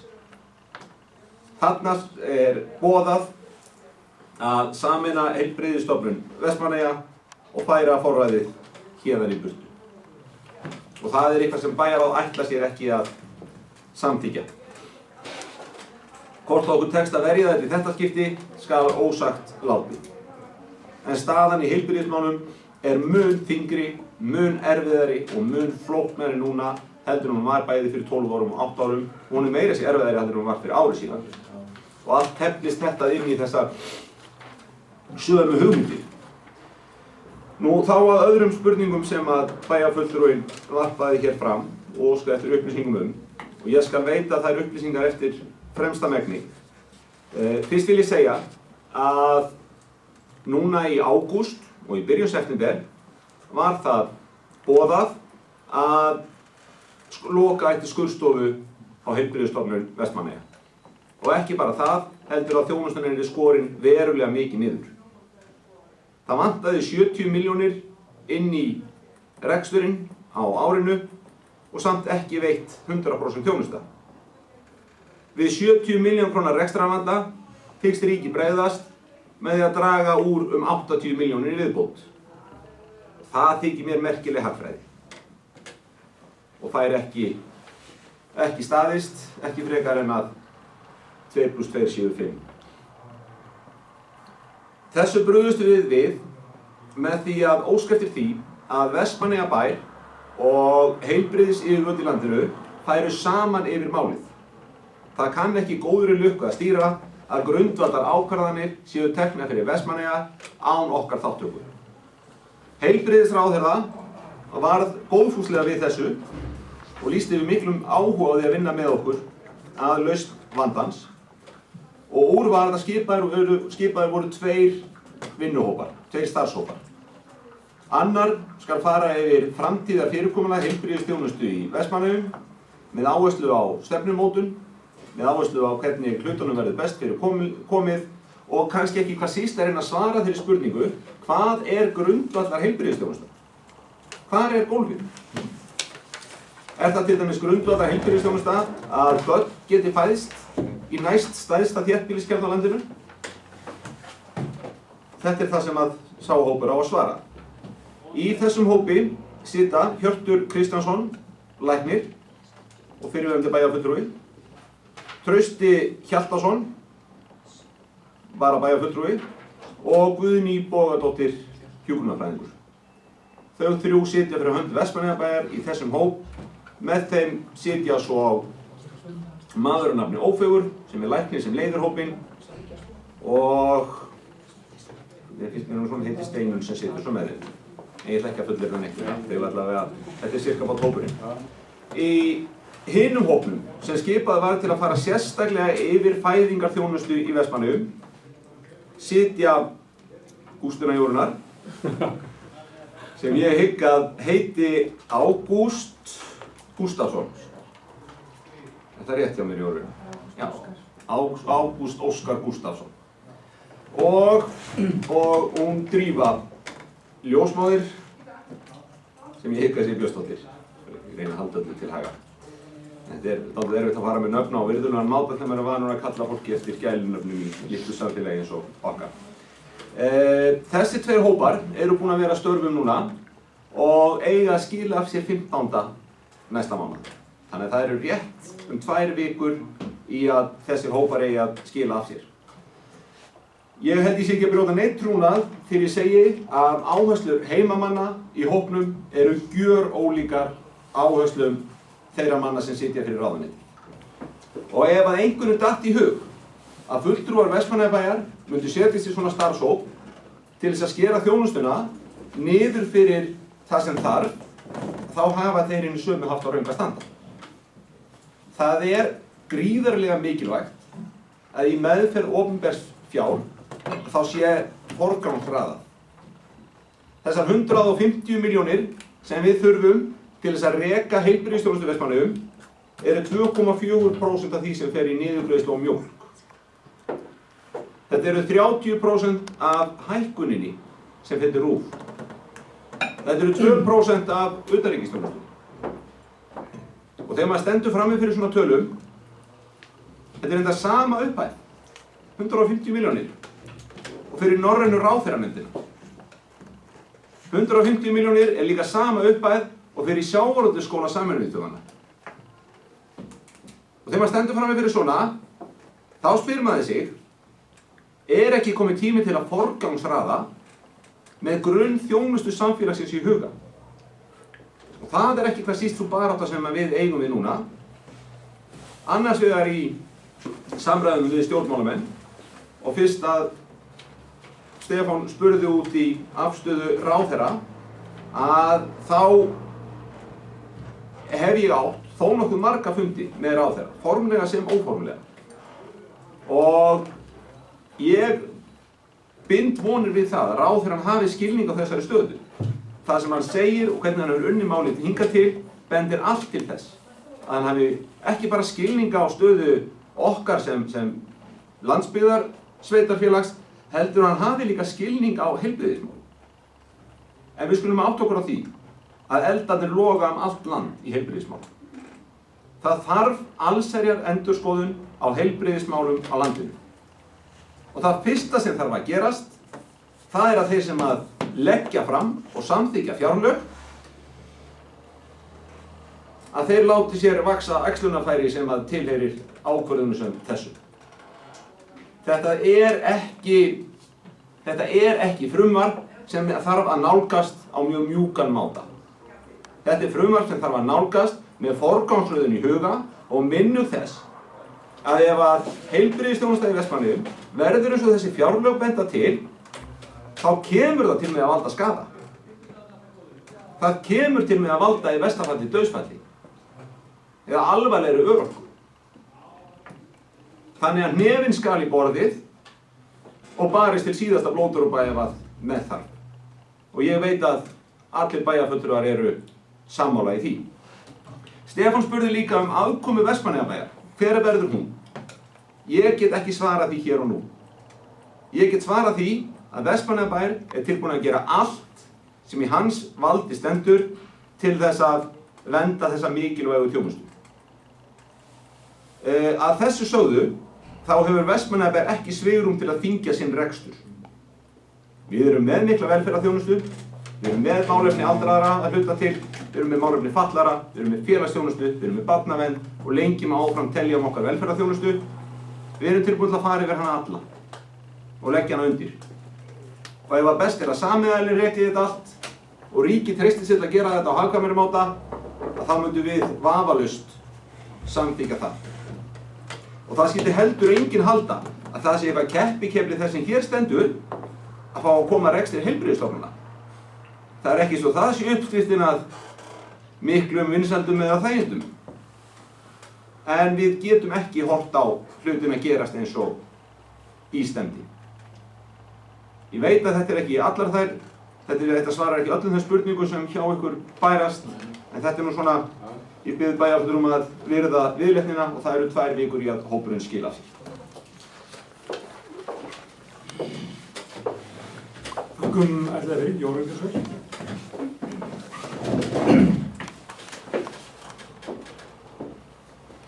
Forseti, bæjarfulltrúar og áheyrendur og horfendur. Kannski aðeins bara þessa samningavinnu, þessa sameiningarvinnu, að þá, þegar maður ræðir einmitt við sveitarstjórnarfólk annars staðar á landinu, að þá virðist ekki vera nein heildar hugsun á baku þetta. Eitt skal yfir alla ganga og það virðist ekkert tillit vera tekið til einstakra staða. Og það er ekki einu sinni verið að taka tillit til þess hvort að heilbrigðisstofnanirnar séu vel reknar eða ekki. Hvort að hún sé rekin á nokkura að vandkvæða eða í fullkominni sátt við samfélagið sem hún þjónar. Stofnunin skal samast, þetta er að gerast á Norðurlandi til dæmis. Svo finnst mér annað sem að kannski við þurfum að vera svolítið vakandi fyrir og það er auðvitað þessi vinna sem að ég upplifi svolítið að ráðuneytið er í núna vitt og breitt landið að ræða við aðila sveitarstjórnir og svo heilbrigðisstofnanir líka með ákveðna framtíðarsýn í huga og við þurfum að vera alveg á tánum hvað varðar gulræturnar sem okkur eru boðnar. Að það sé ekki verið að bjóða öllum sömu gulrótina. Að við séum ekki öll að fá sama tilboð. Því að ég óttast það örlítið svona með það sem ég heyri í öðru sveitarstjórnarfólki að það er svolítið verið að viðra sömu hugmyndirnar víða land og til að mynda þessa hugmyndu dreifbýlislækningar. Þannig að við séum bara svolítið á tánum gagnvart því. Að við séum ekki, að við látum ekki, ég kannski ekki að segja blekkjast, en að við séum svolítið bara á tánum gagnvart í þeim upplýsingum sem við fáum. En að mér langaði bara svolítið að koma þessu á framfæri. Og vandamálið er auðvitað mjög aðkallandi. Staðan áramótin geti orðið ákaflega sérstök. Það er auðvitað verið að vinna hörðum höndum í því að bæta það og koma í veg fyrir að hér hreinlega skapist neyðarástand. Hér er skip í nauðum í gær og við með þálið af sjúkrahús. Þið veitir, það getur allt gerst eins og við marg oft rætt. Bæjarstjóri myndist á forgangsröðun. Jú, frumvarpið ber engan veginn þess merki að hér sé verið að forgangsraða í þágu grunnþjónustu, það erum við sammála. Við erum kannski ekki endilega alltaf sammála það hvaðan peningarnir eiga að koma. Mig langar bara í því sambandi að nefna fyrirhugaðar hugmyndir skattalækkun í þrepi 2 sem að taldar geta mögulega skilað ríkissjóði fleiri milljörðum en hverjum einstaklingi frá 600 krónum og upp í nokkrar 1000 krónur seðla. Þannig að þetta líka stóra myndin af því við erum að ræða þetta. Þannig að mig langar að koma þessu á framfæri. Takk. Þakkum Jórunni fyrir, orðið laust. Það var ekki að full.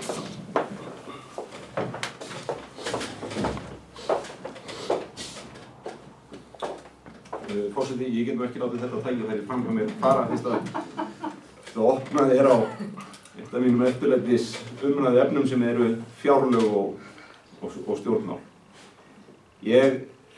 Það þarf að forgangsraða. En vandamál íslenska ríkisins liggja að mínum mati ekki á tekjuhliðinni. Vandamál íslenska ríkisins liggja á útgjaldahliðinni. Við erum 320.000 manna þjóð. Getur 320.000 manna þjóð verið með þjóðleikhús sem tekur til sín rúmlega 900 milljónir? Getur hún verið með sinfóníuhljómsveit sem tekur til sín rúmlega 700 milljónir? Getur hún lagt 300 milljónir í niðurgreiðslu á leigu eða rekstrarstyrk á einu húsi í Reykjavík sem heitir Harpa? Getum við þetta? Getum við verið með utanríkisþjónustu sem gerir ráð fyrir því að 100 milljónar séu notaðar í ráðuneyti, í sendiráð, í Nýju Delí? Við erum 320.000 manns. Eigum við ekki að byrja því að taka á útgjaldahliðinni áður en við fullyrðum það, nei, við skulum halda uppi sem mestum sköttum á landsmenn og gera lítið úr því þegar ríkisstjórn ætlar að lækka álögurnar á okkur. Ég segi, ef það einhver kjarkur í stjórnmálamönnum, sama hver í flokki þeir eru, niður með útgjaldahliðina áður en þeim hreyfa við sköttunum okkar.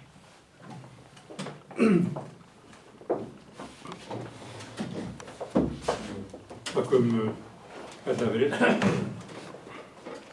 Mér langar eftir að svara með hvernig ég ætla bara að láta það. Með já, nei. Orðið laust. Engi Guði ljós, þá göngum við til atkvæðum þennan 7. liði í fundargerð Bæjarráðs, nr. 2965, þeir sem eru honum samþykki við þessari gefumerki. Það samþykkt með 7 atkvæðum. Þá eru aðrir liðir 1, 6 og 8 og 9 sem einnig staðfestingar, þeir sem eru þeim liðir samþykki við þessari gefumerki. Það samþykkt með 7 atkvæðum einnig. Þá er fundargerð framkvæmda Hafnarráðs, nr. 156 fylgið frá 3. október. Liðir 1 til 6 eru staðfestingar, þeir sem eru þeim liðir samþykki við þessari gefumerki. Það er samþykkt með 7 atkvæðum. Þá er það fundargerð fjölskyldu- og tómstundaráðs númer 136 frá 9. október síðastliðinn. Liður 5 er til umræðu og staðfestingar, 1 til 3 til staðfestingar og 4 til kynningar. Við byrjum á lið númer 5 sem er til umræðu og staðfestingar. Það er þjónustu fyrir aldraða, við erum bæjarfulltrúar með það. Já, Stefán Gjörsvöld.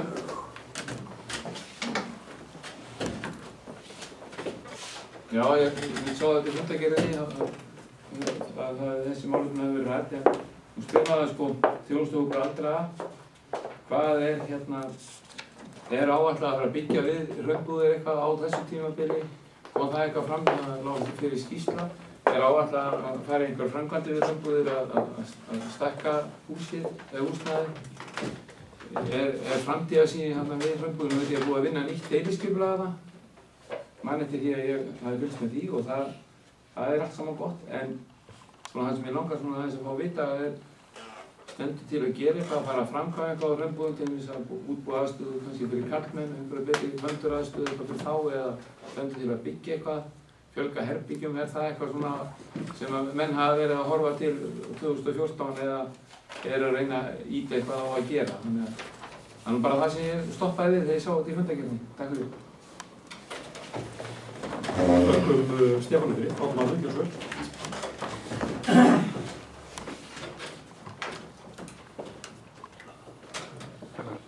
Forseti, bæjarfulltrúar og gestir. Já, það er vonum spyrir Stefán.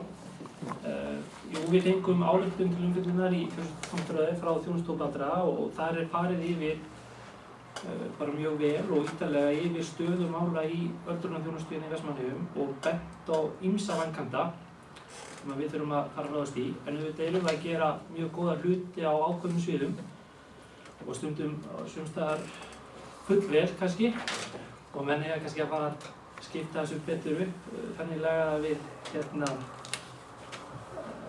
við séum meira skilvirk í þessu málaflokki. Það er mikilvægt. En það sem kom fram á fundinum, það snýr svo sem ekki byggingu á nýrri aðstöðu við því, heldur þar var verið að ræða þessa skýrslu og mikilvægi þeirra þjónustu sem við þurfum að veita þarna. Og þar kom meðals fram að okkur vantar hjúkrunarrými, okkur vantar lokaða deild fyrir einstaklinga með heilabilun eða Alzheimer-sjúklinga. Okkur vantar að betri aðstöðu fyrir dagdvöl sjúklinga, eða það er að segja fyrir þjónustu fyrir þá sem vilja sækja dagdvöl á hrumbúðir. Okkur vantar betri aðstöðu fyrir tónlistarstarf og síðan þarf að auka meiri áherslu á hæfni og þjálfun og hreyfingu. Þannig að það er ýmislegt sem við þurfum að bæta okkur hérna í, en niðurstaða fundarins var svolítið svo að við erum að horfa á svona heildarendurskipulagningu á velferðarþjónustu í Vestmannaeyjum og horfum svo svolítið til þessara vinnuhópa sem er að vinna þessum málum núna, sem að Edgeir er búin að fara mjög ítarlega yfir og í rauninni lítið annað sem við getum gert núna en að bíða eftir niðurstöður þeirra vinnu áður en við erum að gera kröfur, því að allt þetta snýst fjármagn frá ríkinu. Þetta er allt þættir sem að ríkið þarf að taka þátt í með okkur að ráðast í. Þetta við berum ákveðna skyldur sem við erum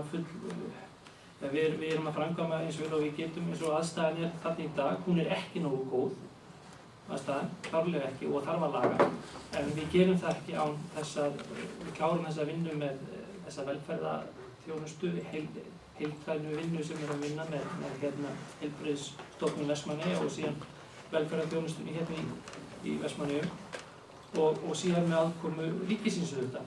Þannig að þetta er það sem þetta gekk út á og niðurstaðan varðandi framkvæmdir á hrumbúðum verður svo sem að bíða þessara mála og kannski að Edgeir geti eitthvað frætt okkur hvort að bæjarstjóri geti frætt okkur það hvort að það hafi eitthvað verið rætt á þessum fundum í samhengi við þessa vinnu. Og ég efast að þessu komið það langt í þeirri vinnu sem þeir eru komið. Takk.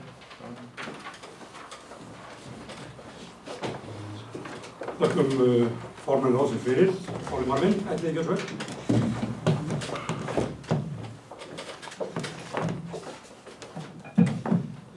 Forseti, í þeirri vinnu sem að nú á sér stað, þá er þetta eitt af því sem verið er að skoða.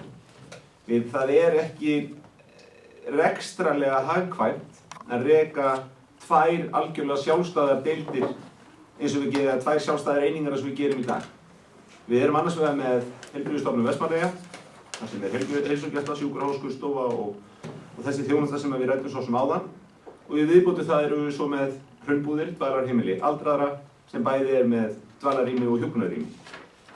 Það væri óneitanlega rekstrarlega hagkvæmara að vera bara með eina einingu, allavega bara eina einingu sem veitir sólarhringsþjónustu. Það væri þá bara ein mönnun á nóttunni, það væri færri millistjórnendur, það væri eitt eldhús í staðinn fyrir 2 og þannig má lengi áfram telja. En auðvitað erum við ekkert á núllpunkti. Við erum með þessar stóru miklu fasteignir og ég vil aðeins svona vara við því að við tölum niður þjónustu við aldraða í Vestmannaeyjum. Og ég skal fúslega játast undir að hafa aldrei gert það á seinustu árum. Svo þegar maður fer að skoða þetta og fer að ígrunda þá þjónustu sem við erum að veita og bera hana saman við það sem að svona samanburðar samfélög, að þá getum við vel við unað hvort margt megi betur fara. Við erum að veita mikla og góða þjónustu við eldri borgara í Vestmannaeyjum.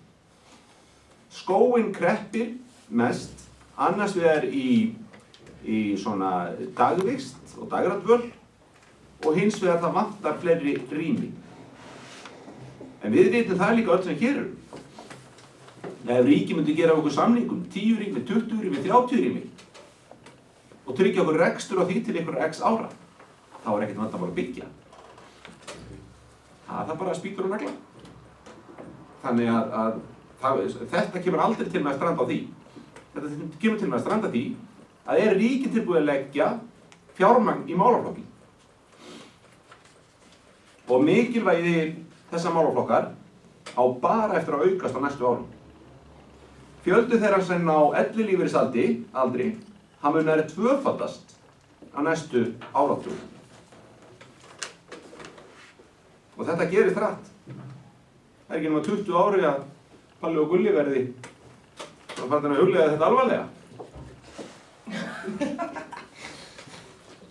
Í janúar 2013 voru 11,2% mannfjöldans 67 ára eldri.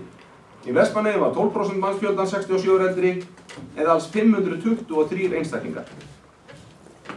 67 ára og eldri í Vestmannaeyjum mun fjölga rúmlega 150 til ársins 2020. Þar af 20 í aldurshópnum 80+.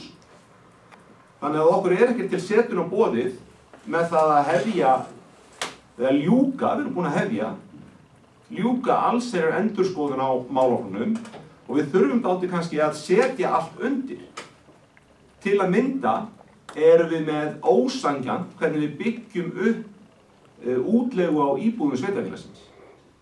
Að 2 einstaklingar á sama aldri með sömu tekjur og sömu aðstæður að öllu leyti getur verið eins íbúðum með borgað sitt hvort leiguverðið fyrir. Þannig að þetta er eitthvað sem bara við þurfum að fara yfir og staða sem við þurfum að vinna okkur út úr og ég sé engar ástæður þess að okkur takist það ekki hratt og örugglega og ekki hvað síst að við leggjum allt undir í þessari vinnu sem við erum í núna við heildar endurskoðun og ég myndi ekkert útiloka það að úr þessu kæmi að það er bara ein stofnun sem veiti alla velferðarþjónustu og jafnvel í einu húsi. En það er langt frá því að þessi við séum komin á þann stað að geta úttalað okkur það.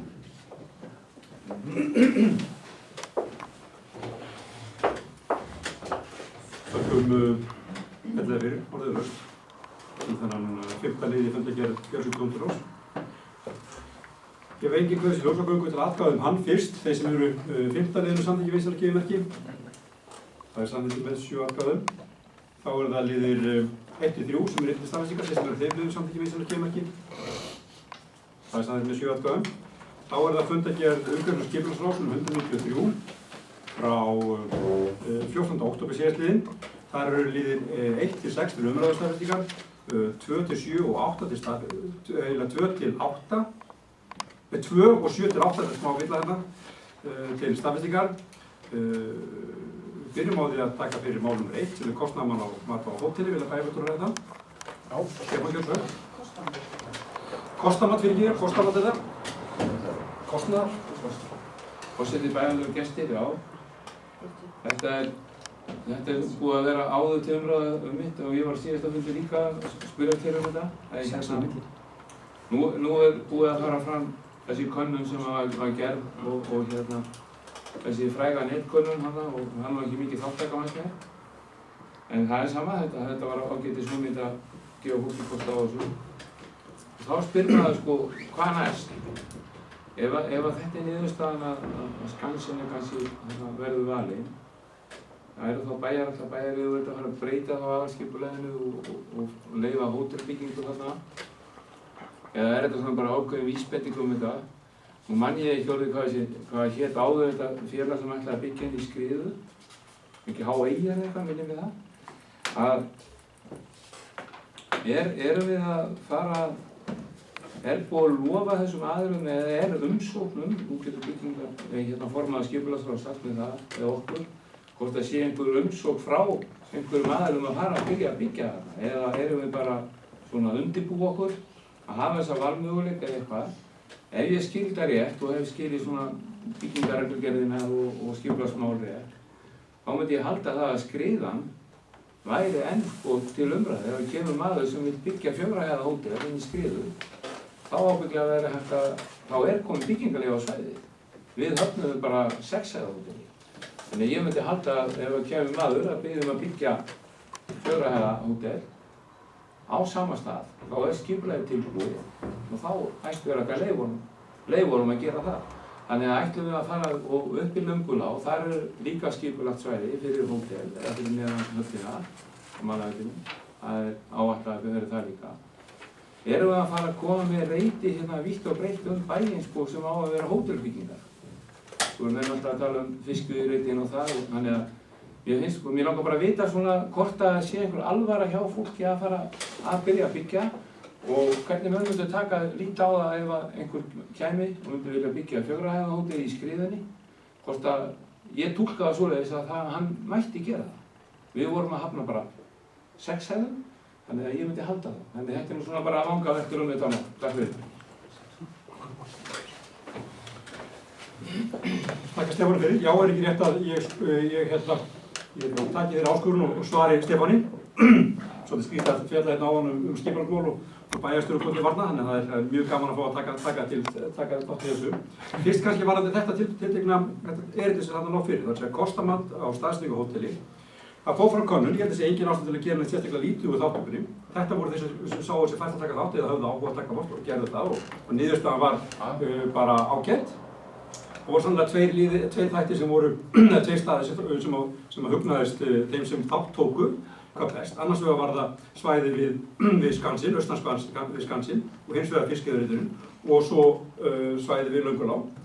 Eins og kemur fram í bókunni vísuðu við þessar niðurstöðu til frekari skipulagsvinnu og það kom alveg fram að þetta væri ekkert að einn staður myndi ekki endilega útiloka annan, þannig að þessir staðir, sérstaklega þessir 3 staðir, eru staðir sem sveitarfélagið sér þá sem mögulega framtíðar uppbyggingastaði fyrir hótel, en að sjálfsögðu alltaf háð því hvað menn ætti að gera. Það er ekki þannig að menn geti ætt inn á svæður og byrja að moka og grafa og kaupa spýtur og negla það saman. Það er algjörlega önnur umræða sem áttur fram hvað mun rísa þarna á þessu svæðum, ef eitthvað rís. Stefán spurði hvort það væri búið að gera samning við einhver aðila og bæri var einhvern bundinn einhverjum aðilum, ótilgreindum aðilum, þá er svo ekki. Það hafa fleiri en 2 aðila lýst áhuga á því að byggja upp aðstöður, bæði hótel, veitingahús og aðra þjónustu á svæðinu við Nýjahraunið. Þannig að ég get alveg sagt það fyrir sjálfan mig, ég sem var galopinn í þeim efnum. Sannarlega er það þannig að sá aðili sem hugðist byggja hótel í Hásteinsgryfjunni, hann er nú líklega komist lengst í þessum pælingum öllu saman, en það er engin samningur um það. Bærinn er að fara í þessa skipulagsvinnu á sínum forsendum í sinn reikning og ég held að sé nákvæmlega það er algjörlega rétt sem við erum að gera þetta. Við hefum líka að skoða þetta og þetta var mikið rætt á sínum tíma varðandi uppbyggingu á Malavellinum, að fara í það að ákveða hvar við sjáum fyrir okkur framtíðar uppbyggingu á verslunarhúsnæði. Og það er akkurat eitt af verkefnum ráðsins og eitt af verkefnum bæjaryfirvalda að mynda þessu skoðun það og reyna að vera á undan í þessu, ekki bara bíða og skella eitthvað á okkur og þá segjum við, getum við gert þetta, heldur setja, ekki líða og svo hef ég alltaf sagt, og svo þegar kemur á framkvæmdir þá hefur við ekki að þvælast ekki fyrir. Við höfum að stilla þessu niður, við höfum að hafa mjög sterka skoðun á hvernig og hvað rís á svona stöðum, en svo að leyfa einkaframtakinu að njóta sín og byggja en að sjálfsögðu innan þess ramma. Varðandi Hásteinsgryfjuna, þá var það alveg hárrétt sem kom fram í máli bæjarfulltrúans að í þessari niðurstöðu að byggja ekki í Hásteinsgryfjunni, þá var einhver verið að tala um þetta tiltekna hótel, Stefán, þetta tiltekna hótel á þessu tilteknastað. Þannig ef það kemi tillögum öðruvísi byggingu, þá er það bara annars núningu. Það er sannlega búið að klára skipulagsferlið og ég get alveg sagt það í þennan hóp og ég hef sagt það víðar að mér þykir það mjög spennandi staður. En þetta var niðurstaðan á þessu sinni og þannig eru komnir 3 aðrir staðir, já, að minnstakosti, sem að virðist hugnast þeim sem þátt tóku í könnuninni og ég segi bara spennandi tíma framöndan í því. hótelegandi Hótel Vestmannaeyja að stækka sitt hótel og hann hefur komið á máli við okkur og við starfsmenn ráðsins eða starfsmenn sviðsins og verið að spyrjast mögulega að stækka sitt hótel enn frekar. Og það virknar ef að taka inn í þessa vinnu, ekki nokkur spurning. Það er svæði til staðar, hann er þegar með áreitt hús á sinni lóð sem geti verið látið víkja og byggt þetta viðbóta við þessa nýbyggingu sem við. Þannig að allt snýst það að bæjaryfirvöld setja sér einhverja línu, einhverja stefnu og svo fá einkaframtaki að njóta sín í byggingunni. En aftur segi ég að við erum sannarlega að tala aftur mjög viðkvæmt svæði sem að Nýja-Hraunið og gríðarlega fallegt svæði. Að þá þarf að haga uppbyggingu þannig að hún verði svæðinu til sóma og bænum að sjálfsögðu og því sem var í nágrunni, bæði Hrauninu og Skannsvæðinu öllu. Og ég kvíði því ekki neitt. Ég held að sé algjörlega og haft sjálfur rætt við að minnst okkur 2 aðalir sem hafa rætt uppbyggingu þarna og fyrir ekki 3 aðalir sem hafa rætt uppbyggingu þarna og misjafnar hugmyndir. Og allir þessir aðeins tala að það sem þarf að byggja þarna, það þarf að passa inn í svæðið, það þarf að bæta umhverfið en ekki skemma það. Og það mun verða leiðarljós í ráðinu og hvenær svo sem þetta kemur fyrir ráðið því að eins og við þekkjum þá er skipulagsferillinn langur, hann er strangur, hann á að vera það, því við eigum ekki að taka einhverjar skyndiákvarðanir með þessu, heldur leyfa þess að gerjast og ég held að það sé óhætt að segja bæði þessu máli og varðandi Hásteinsbrúna að þá hafi það verið gert bara upplýðilega. Orðilaust ef bæjarveitur að ræða þetta fyrsta mál í fundargerðinni. Bæjarstjórinn,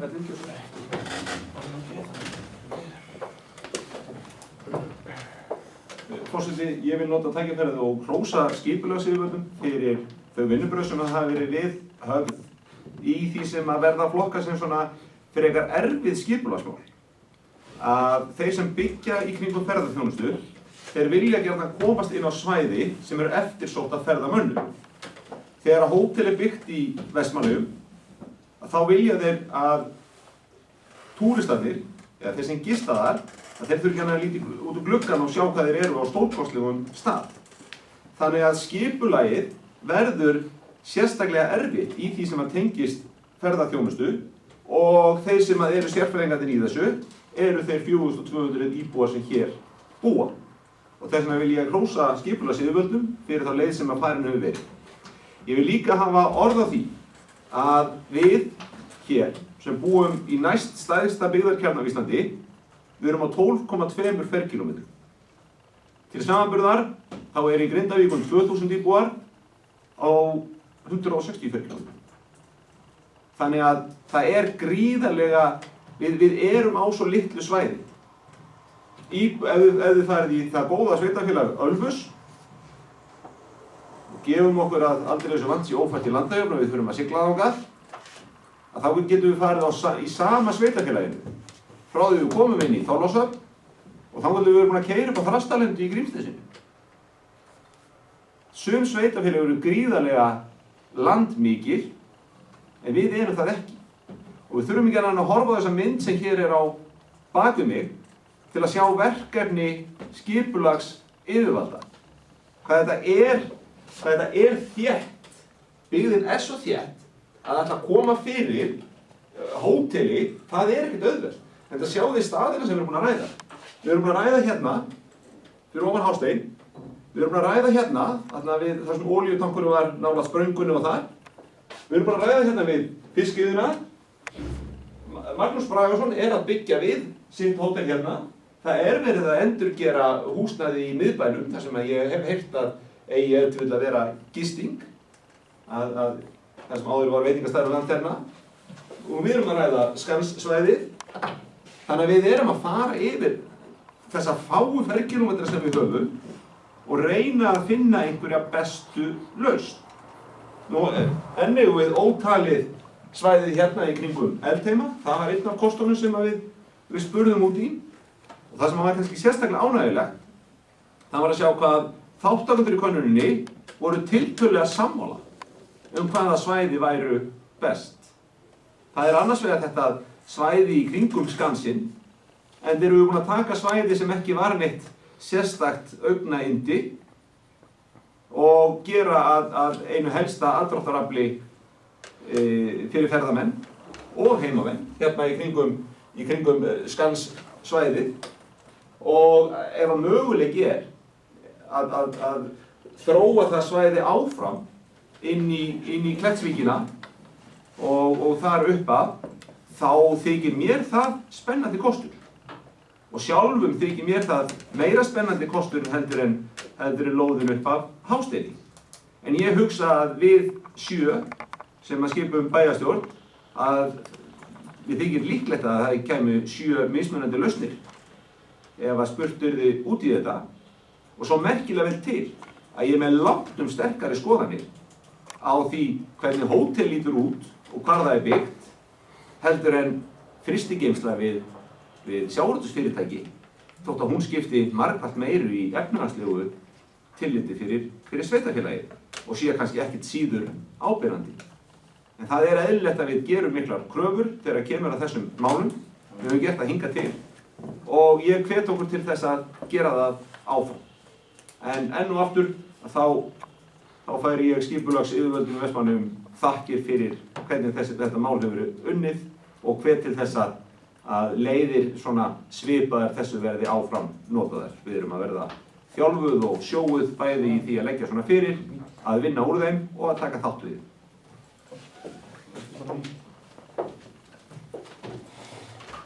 Þökkum bæjarstjóra og ég þakka bæjarstjóra Víðor.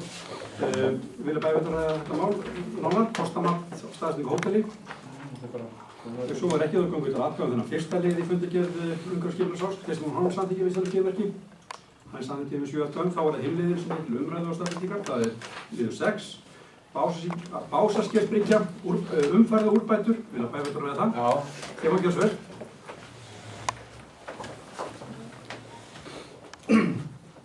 Forseti, bæjarstjóri og gestir, já, þetta er spennandi mál að fara yfir. Ég veit ekki hvað við höfum oft farið yfir þetta í Frankfurt Hafnarfirði. Þetta er einhver mesti umferðarhnútur sem skapast í Vestmannaeyjum og leiðinlegasti og jafnframt líka sóðalegasti staður Vestmannaeyja. En að vísu hefur það bjargast nokkuð deginn í sumar, en það er búið að rigna núna. Það er slorvatnana lekandi úr gámunum sem er parkeraðar á þessu umferðarstólpum sem er búið að sitja, eða staurum. Og það er ágætis lausn að vera búin að koma með á þangað. En ég verð allavega að biðja það, í þessu skipulagsvinnu sem er verið að gera hafa niður frá og breytingum á umferðinni, að allavega verði þá reynt að koma niðurföllum með þetta blóðvatn ekki alla bryggju. Og þegar maður ennum að labba þarna, þá nefndi maður ný blóðvatni og leiði þetta bara slorið stundum, þessum reybrúnum sem vögnum. Ég ætla að vona að það verið fundið einhver betri aðstæða því, en umferðarmálin sem er nú aðalega til umræðina núna, ég er svolítið spenntur að vita hvernig ætla menn að leysa þetta og hvaða hugmyndir menn hafa, því að eflaust eins og við höfum öll lent í að þegar maður kemur upp á skipinu, ef að sá fyrsti byrjar að fara eitthvað vitlaust, á elti maður. Og maður lendir bara, ef maður er sko ókunnugur. Ég hef séð ókunnugt fólk lenda í svona vesinni og sama hef ég lent auðvitað upp í landið þannig að ég er nú ekki þannig að ferðina. Þannig ég keyri ég að stundum á plani sjálfur. Þannig að þetta merkingar í þessu skipta gríðarlega miklu máli.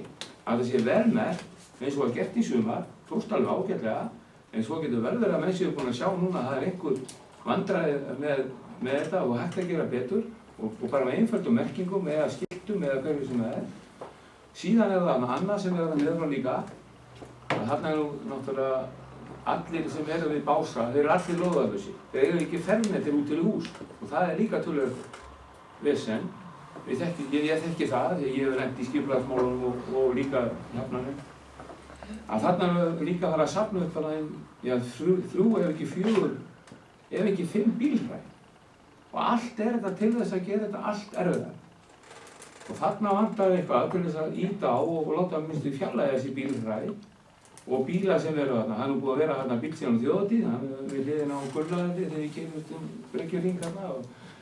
En allt er þetta ágætt og þetta er góð tillaga og ég er bara spenntur að heyra hvað menn hafa fram að færa, rekstrarstjóri Herjólfs. Og ég er bara spenntur. Takk fyrir. Takk Stefán fyrir. Ég veit ekki hvort ég að svara fyrst sem formaður ráðsins eða sem bara venjulegur borgari og rekstrarstjóri. En hérna einhvern veginn rennur þetta nú alltaf aðeins saman. Sorpið slorið kannski aðeins út fyrir efnið þarna en einhverja síður það hluti af þessu máli, flæðinni kringum þetta. Ég er mjög ánægður með það að bæjarfulltrúi skuli tala um það að það hafi skánað. Í fyrsta lagi búið að taka miklu fastar því hvað fer borð í skipið. Það getur bæði sorp og það getur slorið og blóðvatn og lifrarflutninga og það búið að taka mjög fast á því. Þetta hafa orðið slys, þar sem það hefur lekið borð í skipinu mikið magna að lýsi og það hefur verið sorp borð sem hefur mikla lykt og svona. Það búið að taka mjög fast á því. En ég fagna því áfram skal halda í því. Varðandi þetta tiltekna erindi, þá sneri það að því sem að ég reyndar, sem áður ég fór nú í þetta starf og með hinn hattinn að vera reksturherra, þá var þetta mikið rætt hvernig við getum lagað umferðarflæði í kringum Herjólf. Og það alveg rétt sem kom frá máli bæjarfulltrúans að eigendur að húsnæðinu við Bása, þeir eiga ekki bílastæði þar fyrir utan. Og í draumastöðunum væri allir þeir bílar væri þeir fyrir austan húsi. Það væri draumastað og það blásið þar gæti nýst til þess að afmarka betur að svæði fyrir farþega Herjólfs og þannig flýtt fyrir því að taka bílum borð. Það var þetta eins og maður sér erlendis þar sem skipið bara er strikað bara á götu og menn leggja bara þannig og svo keyra þeir beint um borð og þá er þetta vandamál, við veitum nákvæmlega hvert þeir að fara. Það er draumsýn. Það verður ekki að gera það mögulega fyrir landið. En þarna er verið að tala um það að gera tilraun, afmarka þessar bílaraði sem þarna myndast, afmarka það frá bílastæðum fyrir fram Bása, án þess þó að skerða eitthvað aðkoman á þeim, ef ekki segja skerða það lítilega, þetta verður einhver breyting á því að það koma þarna keilur eða slíkt eins og við höfum gert eins og bærinn hefur gert þegar við flutningavagnana sem hefur bara verið til mikilla bóta og eiginlega bara mjög flott. Og nákvæmlega til að stýra fólki, ég frétti því fyrst að bæjarfulltrúi nefndi það sjálfur og tók sjálfur þessi dæmi að hans góða kona Sigurlaug hefur staðið inn á bryggjunni og Stefán keyrt heim því hann elti bara bílinn undan og það sjálfsögðu bara í gríni en það er alveg rétt á Stefáni, ef fyrsti bílinn beygir hatt til vinstri þá elti bílinn með 2 en ég treysti á það að góð borgarinn sem Stefán Óskar síði þá að leiðbeina mönnum og benda þeim á það að fara þarna austur fyrir Bása og þar að Akureyri. Og sannarlega er það þannig að með tilkomu nýrrar ferju að þá á þetta vandamál verður búið því að þá eiga allir farþegar í bílum, einkabílum, að fara borð í skipið í bílunum. Það getur vantilega líka þá sem fara í rútum, að þeir getur farið í rútunum borð í skipið og það mun bæði að flýta mikið fyrir trafíkinni og eins breyta töluvert álæginu á öllu hvaða fólks gangandi farþega borð í skipið því það er oft þannig að það er allir bílar komnir borð en það streyma ennþá 100, 200, 300, jafnvel upp í 400, 400 farþega, 390 eins og skipið má taka. Út úr skipinu, löngu eftir allir bílar eru komnir frá borð, þannig að þetta er hluti af vandamálinu. En þarna var það sem erindi sem fór fyrir ráðið, var sent af rekstjóra Herjólfs og ráðsmenn voru allir saman það að þetta væri spennandi að skoða og ég tel að það séu nú fleiri sem á þeirri skoðun heldur bara ráðsfólk og við ætlum að gera það, við ætlum að byrja til að setja inn svona keilur og sjá hvernig við náum að stýra þessu betur og svona vinna okkur hægt í þetta ekki að fara í að setja inn einhverja fasta girðingar líkt núna því það er bæði kostnaðarsamt og ekki alveg vita hvernig það virkar þannig að við göngum hægt og gleðina til með það að markmiði að flýta fyrir bæði lestur og losun í skipinu og að svona koma meiri stöðuleika á. Það er stundur svolítið óþægilegt að vita hvað maður á að fara og hvað maður á að gera. Ég upplifi það líka því ég er líka oft bara þarna á ferð sem eins og aðrir borgarar og svona veit ekki alveg hvernig ég á að rúlla gegnum þetta. Þannig að það var nú erindi. Ég er ánægður með að Stefán hafi vakið athygli á þessu erindi og þetta er mjög mikið mál að koma því í gang og þannig við getum svona bætt þetta. Draumurinn er sá að loka svæðinu. Loka því, þannig að fólk fari inn, sé komið inn fyrir hlið, jafnvel skannir sér sjálft inn fyrir hlið, 30 mínútur fyrir brottför, svo lokið þá er þetta bara að taka biðlistana og það myndi flýta mjög mikið fyrir. Og þannig að þeir sem koma og seint, það er sannlega þannig, fólk er að koma misjafnlega seint ef við sem er að stemma og þeir sem koma þó seint, 10 mínútur fyrir brottför, þeir eru þá farin aftur og við erum að taka biðlistana og geta þar myndi hraða brottför. En allt er þetta framtíðarmúsík en mjög spennandi mál. Orðið laust þennan 7. lið í fundargerðið umhverfis og skipulagsráðs. Ég var engin kvöð til ljóst á göngutinu aðgáðan þann lið, þess að hún samþykki við Íslands geðmerki. Það er sagðið mjög sjálfgömm. Það er búið óska eftir því að önnur mál er tekin fyrir sérstaklega Það er að segja við munum kjósa hvernið fyrir sig, því að eitt bæjarfulltrúi þarf að víkja hérna sæti í einu máli. Þannig við tökum bara fyrst lið nr. 2, þeir sem eru þeimlið samþykki Vinstri geðmerki. Það er Ofanleitisvegur 18, það er samþykkt með 7 atkvæðum. Þá er það þriðja mál, Strandvegur 14a, umsókn framkvæmdaleyfi fyrir geymsluport, þeir sem eru þeimlið samþykki Vinstri geðmerki. Samþykkt með 7 atkvæðum. Þá er það fjórða mál, það ætlar bæjarfulltrúi Páli Borgþórsdóttir að víkja. Það er umsókn frá Vinstri Vestmannaeyja, það er stjórnarmaður. Þeir sem eru 10 máli samþykki Vinstri geðmerki. Það er samþykkt með 6 atkvæðum og 1 sitji hjá. Og Páli gengur salinn. Þá er það 15 mál dagskrá Faxaflói 2, umsókn byggingarleyfi, þeir sem eru þeimlið samþykki Vinstri geðmerki. Samþykkt með 7 atkvæðum. Þá er það Veimarárbraut 28, 7. mál, þeir sem eru þeimlið samþykki Vinstri geðmerki. Það er samþykkt með 7 atkvæðum. Og að síðustu er það mál nr. 8, Illugagata 45, þeir sem eru þeimlið samþykki Vinstri geðmerki. Það er samþykkt með 7 atkvæðum einnig. Þá er það fundingi bæjarráðs nr. 2966 frá 18. október síðastliðinn, liður 1 til umræðarstaðfestingar, 2 til 7 til staðfestingar. Við byrjum að lið nr. 1. Þar er tillaga nýrri vetraráætlun Herjólfs. Vilja bæjarfulltrúi ræða það? Stefán Gjörðu. Forseti, bæjarfulltrúar og gestir, já. Þetta var ánægjulegt en því að síðasta bæjarstjórnarfundi þá fórum við yfir þetta og ég byrjaði að vekja athygli á þessu hvort það væri ekki hægt að ég bara nýta þetta ferðina betur í Landeyjahöfn eða hliðra þessu til og hliðra til dögum eða eitthvað. Ég er sjálfur skítrættur að keyra í myrkri og hálku og fannst þetta góð tillaga sem kom. Ánægður með þetta, ánægður með hvað þetta gekk vel. Allir sammála, vel unnið. Ég þakka bara fyrir það. Takk fyrir. Takk Stefáni fyrir og ég ætla kannski að fá að byrja bæjarfulltrúi að þetta. Ég ætla kannski að fá að segja nokkur orð í framhaldi af því. Fyrsta lagi að þakka Stefáni fyrir þetta. Eins og kom fram á síðasta fundi þá hefur þetta verið rætt að gera svona könnun, það er að segja kanna hug notenda því að þeir hafa sterkar og miklar skoðanir á þjónustunni og eiga að hafa áhrif á hana, áætlunina og annað sem hefur verið að gera þetta með þessum mikilvæga þætti í okkar daglega lífi sem er samgöngumilli lands og eyja. Það var mjög góð þáttaka. 886 tóku þátt á þessum réttum með 4 dögum sem könnunin var í loftinu. Rétt tæplega 90% voru sammála því að fara í þessar breytingar. Það er að segja að áætlunum myndi taka meira mið af þeim fólksfjölda sem kemur hérna mismunandi dag frá degi. Mest er það á sunnudögum og föstudögum, aðeins minna á laugardögum og mánudögum og fimmtudögum og svo minnst á þriðjudögum og miðvikudögum. Áætlunum tekur með því. Við erum cirka 5 daga, 2 daga, 5 ferðir 2 daga vikunar, 4 ferðir 3 daga og 3 ferðir 2 daga. Áfram eru sitta 28 ferðir. Og ég skinn ekkert annað heldur en að sé bara mjög mikil ánægð með þetta.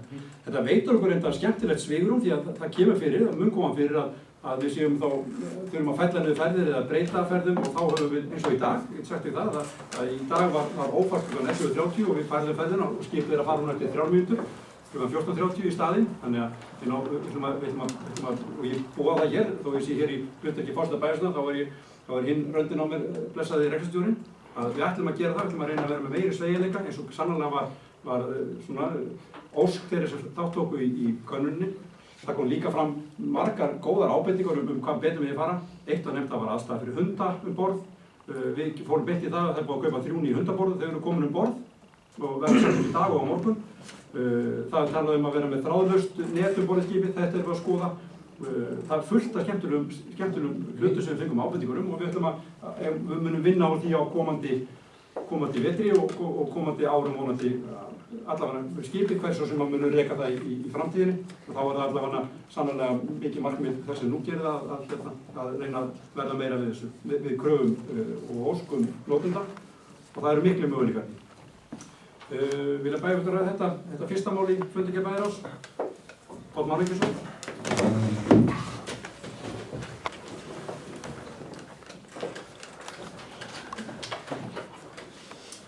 Forseti, gestir, bara örstutt, þar sem að ég sammála því sem undanum komið hér, þetta er mjög gott mál og myndum að gera að svara þörfum eins og hægt er og það er ein spurning sem að ég samt með varðandi þegar við fellum niður ferðir, hvort að bæjarstjórnin hérna geti svona farið og leitið það þegar að menn fella niður ferðir og hvort það safnist upp einhver afgangur sem má nýta þá síðar meir í áætlun Herjólfs. Og ég veit ekki hvort það sé rétt að spyrja rekstrarstjóra Herjólfs að þessu. En ég þátta mig ekki alveg hvernig þetta er skipulagt í dag, en allavega þegar að falla niður ferðir þá væntanlega sparast einhver kostnaður. Og síðasta ári voru felldar niður 70 ferðir eða maður rétt. Og við það ætti að sparast einhver kostnaður, auðvitað ekki að fullu því að það kostar náttúrulega að reka skipið þó að það sigli ekki. Það þarf að borga laun og annað slíkt. Þá er spurning hvort það sé til þá auka fjármagn til þess að setja upp í svona eigur sem er að verða til núna þegar við erum að færa og fjölga á öðrum dögum en fækka og síðan á öðrum dögum. Takk fyrir. Þakkum Páli Máni fyrir, Ellingjörður. Forseti, með fyllstu virðingu fyrir rekstrarstjóra Herjólfs, þá vil ég benda á það að hann hefur ekki málfrelsi í bæjarstjórn Vestmannaeyja. Þannig að mig langar að hvetja bæjarfulltrúa til að beina spurningum sínum til bæjarfulltrúa eða forseta. Ef að bæjarfulltrúa, mér finnst þetta þarfar ábendingar og mjög góður punktur sem að Páll Marvin bæjarfulltrúi gefur með hér. Og ég skal sem bæjarstjóri taka að mér að afla upplýsingum um þetta og senda erindi, en ég vil ekki að við venjum okkur á það að beina spurningum til rekstrarstjóra Herjólfs, ekki frekar heldur en að lögmenn, pakta eða starfsmenn Hitaveitu Suðurnesja fari að sitja hér undir svörum.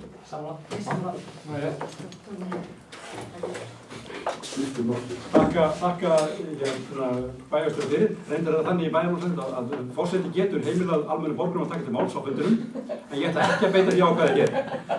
Ábendingin var góð, segi ég sem bæjarfulltrúi og forseti bæjarstjórnar. Ábendingin var góð hjá báðum aðilum og það sem kom fram í máli bæjarfulltrúi Páll Marvin, þá held ég sé klárlega einn af þau sem verið að skoða þetta. Þetta hefur þetta verið rætt aðeins, en ég held að sé eftir að gera það. Og ég fagna orðum bæjarstjórum að leita eftir upplýsingum með þetta. Orðið er laust þennan fyrsta liði í fundargerð Bæjarráðs, nr. 2966. Ef enginn kemur til ljós, þá göngum við til atkvæði þennan fyrsta liði í fundargerðinni. Það er tillaga nýrri vetraráætlunar Herjólfs, þeir sem eru henni samþykki við þessari geðmerki. Það er sæðin með 7 atkvæðum. Þá er það liðir númer 2 til 7. Þeir eru hérna 1 til staðfestingar, þeir sem eru þeim liður samþykki við þessari geðmerki. Sæðin með 7 atkvæðum. Þá er það fundargerð framkvæmda Hafnarráðs nr. 157 frá 23. október síðastliðinn, liðir 1 til 5 eru til staðfestingar, þeir sem eru þeim liður samþykki við þessari geðmerki. Það er sæðin með 7 atkvæðum. Fundargerð Fræðslu og menningarráðs nr. 260 frá 24. október síðastliðinn, liðir 1 til 7 eru til staðfestingar, þeir sem eru þeim liðum samþykki við þessari geðmerki. Það er sæðin með 7 atkvæðum. Og að lokum er það fundargerð Bæjarráðs nr. 2967 sem tekið var inn með afbrigði hér í upphafi fundar. Hún er þó öll til umræðu og staðfestingar og venju samkvæmt munum við gera það þannig. Það er bara orðið laust. Við getum farið annarkvort í hvernig sem er, við förum bara í hvernig sem er. Og ef að bæjarfulltrúi er að ræða lið, þá vissar ekki að merki, við tökum þá umræðu þann lið að öðru kosti göngu til atkvæða fundargerðina alla. Er eitthvað í fundargerðinu sem bæjarfulltrúi er að ræða? Jórunn, gjör svo vel. Kannski bara nefnir liðum við hvað sem er með það. Það er bara liður 4. Gjör svo vel.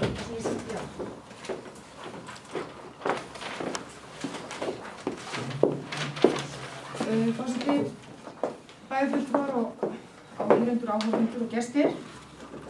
Mér langaði bara að gera grein fyrir hjásættu minni við afgreiðslu máls 4 vegna fyrirhugaðra breytinga á fræðslu og menningarráði. Bókunin skýrir auðvitað hvað málið snýst í sjálfu sér, en ég held að sé rétt að það fylgi með einhvers konar skýring á minni hálfu og ég er með hana hér. Og ég kannski les bara þessa bókun og hún er bara einfaldlega svona: undirritið setur hjá við afgreiðslu málsins. Ég tel mikilvægt að verkefni sveitarfélagsins séu ekki færð á of fáar hendur. Ég tel að slíkt geti leitt til aukinnar miðstýringar og komið í veg fyrir valddreifingu sem ég tel vera lykilinn að góðri stjórnsýslu.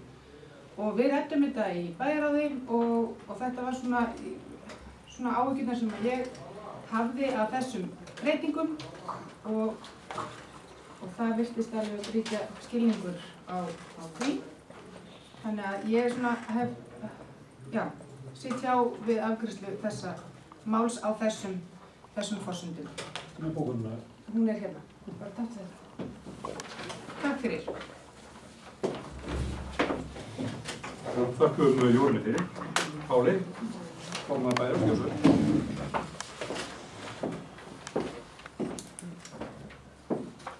Forseti, bæjarfulltrúar og gestir. Já, við ræddum þetta erindi í bæjarráðum í gær og þetta fjallar semst breytingar á fræðslu- og menningarráði, eins og komum fram hérna áðan, en með leyfi forseta þá langar mig til að lesa bókunina í fundinni, því að hún í rauninni skýrir svona erindið og hvað var fjallað þarna. En staðan er nefnilega þannig að fræðslu- og menningarráð, eins og það í dag, það er störfum hlaðið. Fræðslumálin eru mjög stór málflokkur, taka mjög mikið tíma, fundirnir eru afar langir og í rauninni nú er til dæmis verið að innleiða nýja námskrá fyrir grunnskóla og leikskóla og allir skóla reyndar eftir skólastig. Þannig að það eru mjög mikið og stór verkefni sem fræðsluráðið hefur með höndum og þetta ráð hefur verið þungt og fundir langir. Þannig að í sama tíma þá erum við að lenda í því að menningarmálun okkar er að breytast. Við erum búin að breyta söfnunum okkar, við erum búin að taka í gegnum nýtt safnheima, við erum að byggja stórkostlegt safn eldheima upp við eldfellsrætur og þetta breytir rosalega miklu í menningunni hjá okkur í Vestmannaeyjum og reksturinn á eldheimum mun verða stór og mikill væntanlega. Þetta er fjárfesting hjá okkur upp á 800 milljónir. Og þetta er mjög stórt mál. Við erum búin að vera að taka félagsheimilíkjur. Það er búið að gerast mjög margt í menningarmálum í Vestmannaeyjum og sá málaflokkur er þannig sér að stækka. Og það er kannski ekki síst með tilkomin þess að við höfum verið að bæta þarna í safnastarfi okkar en líka vegna þess að við erum að taka á móti náttúrulega fleiri ferðamönnum og þurfum að halda vel utan um þetta. Nú er það svo að bæjarráðið fer með ferðamál í Vestmannaeyjum. Og eins og sífellt er verið að tala menningartengda ferðaþjónustu, þetta vinsæla hugtak sem að tröllur hýður öllu, að þá er þetta bara einfaldlega svona hjá okkur, ferðaþjónustan hjá okkur er að aukast og þessi menningartengda ferðaþjónusta er að koma sterk inn, þetta er stórt sóknarfæri hérna í Vestmannaeyjum og til framtíðar líka það myndi að vera örugglega vonandi stór og blómleg atvinnugrein. Þannig að ennfremur bæjarráðið fer líka með atvinnumál í sveitarfélaginu, þannig að okkur fannst eðlilegt að taka menningarmálin út úr fræðsluráði, ekki síst vegna þess að það er mikið umleikist þar og okkur þykir borð fyrir báru í bæjarráðinu að taka þennan málaflokk þangað inn og fer vel að hafa ferðamálin og menningarmálin saman í þessu ráði. Ég er ekki sammála Jórunni með það að við séum eitthvað að draga úr vægi kjörinna fulltrúa með þessari breytingu. Það sem að ég þvert á móti má segja að við séum að auka það. Því að í bæjarráðinu sitji bara kjörnir fulltrúar. Það er hins vegar ekki sama farið með önnur ráð. Í öllum ráðum sveitarfélagsins öðrum fagráðum eru 5 einstaklingar sem eru nefndamenn. Í bæjarráðinu sitja 3, en það eru líka þrengri skilyrði sem þarf að uppfylla, það verða að vera kjörnir fulltrúar. Þannig að þarna til í því nú alveg fullnægt að þetta sé fólk sem er lýðræðislega kjörið og hefur lýðræðið með sér í liði. Eins og ég vil nefna fyrst að Jórunn myndist hérna á að hún teldi þetta vera í andstöðu við valddreifingu og verkefnum vera of fáum höndum. Þá erum við náttúrulega að tryggja það með því að setja inn í þetta ráð og svo er ekki. Fyrst og síðast er þetta vegna þess ítrykka það að ráðið er störfum hlaðið fræðsluráðið. Og eins og segir í bókuninni í bæjarráði sem við bókuðum í gær, með leyfi forseta, á seinustu árum hefur vægi menningarmál í rekstri Vestmannaeyjabæjar og áherslum farið vaxandi. Tilkoma sagnheima og nú eldheima gjörbreytir safnaflóru sveitarfélagsins, auk þess sem hefðbundið listastarf, svo sem tónlist, leiklist og myndlist þessari dagur öflug. Auk þessa er unnið að gaggerum endurbótum á gamla félagsminninu við Heiðarveg og breytingum þess í fjölnota menningarhús. Á sama tíma hafa fræðslumál tekið verulegum breytingum sem kalla á aukna athygli fagráðsins. Fyrir nokkrum misserum voru málefni ferðaþjónustu falin til bæjarráð og hefur það gefið góða raun. Því þykir nú rétt að færa menningarmál einnig undir bæjarráðið. Bæjarráðssamþykkt er að gera þá breytingu á bæjarmálasamþykkt að eftirleiðis færi bæjarráð menningarmál í stað fræðsluráðs. Og þetta er bókunin sem að bæjarráð tók ákvörðun í gær, þar sem að bæjarfulltrúinn Jórunn satt hjá og hefur útskýrt þá stöðu sína. Meirihlutinn hefur hins vegar hugað því að leggja fram bókunir og hún kemur fljótlega.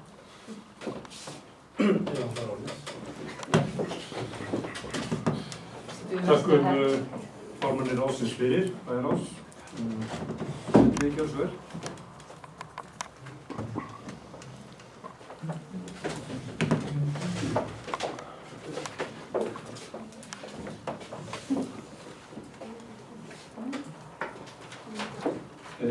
Forseti, formaður bæjarráðs er búinn að fara ítarlega yfir þær forsendur sem liggja til grundvallar þessari ákvörðun og ég tek undir það sem í hennar máli kom fram og hyggist hér leggja fram bókun til þess að svara bókun oddvita Varflista og hún hljóðar svo.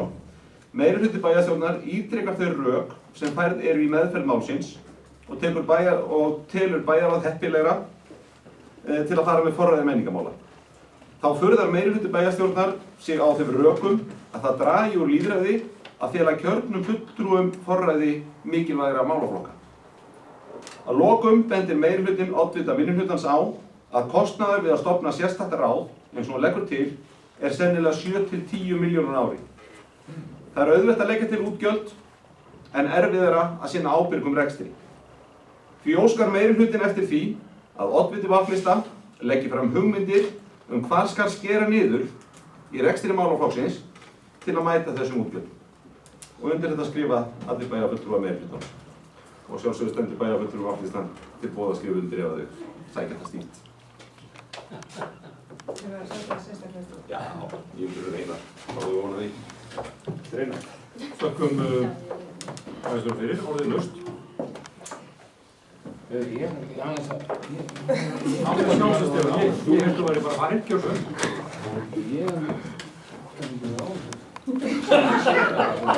Forseti bæjarfundur og gestir.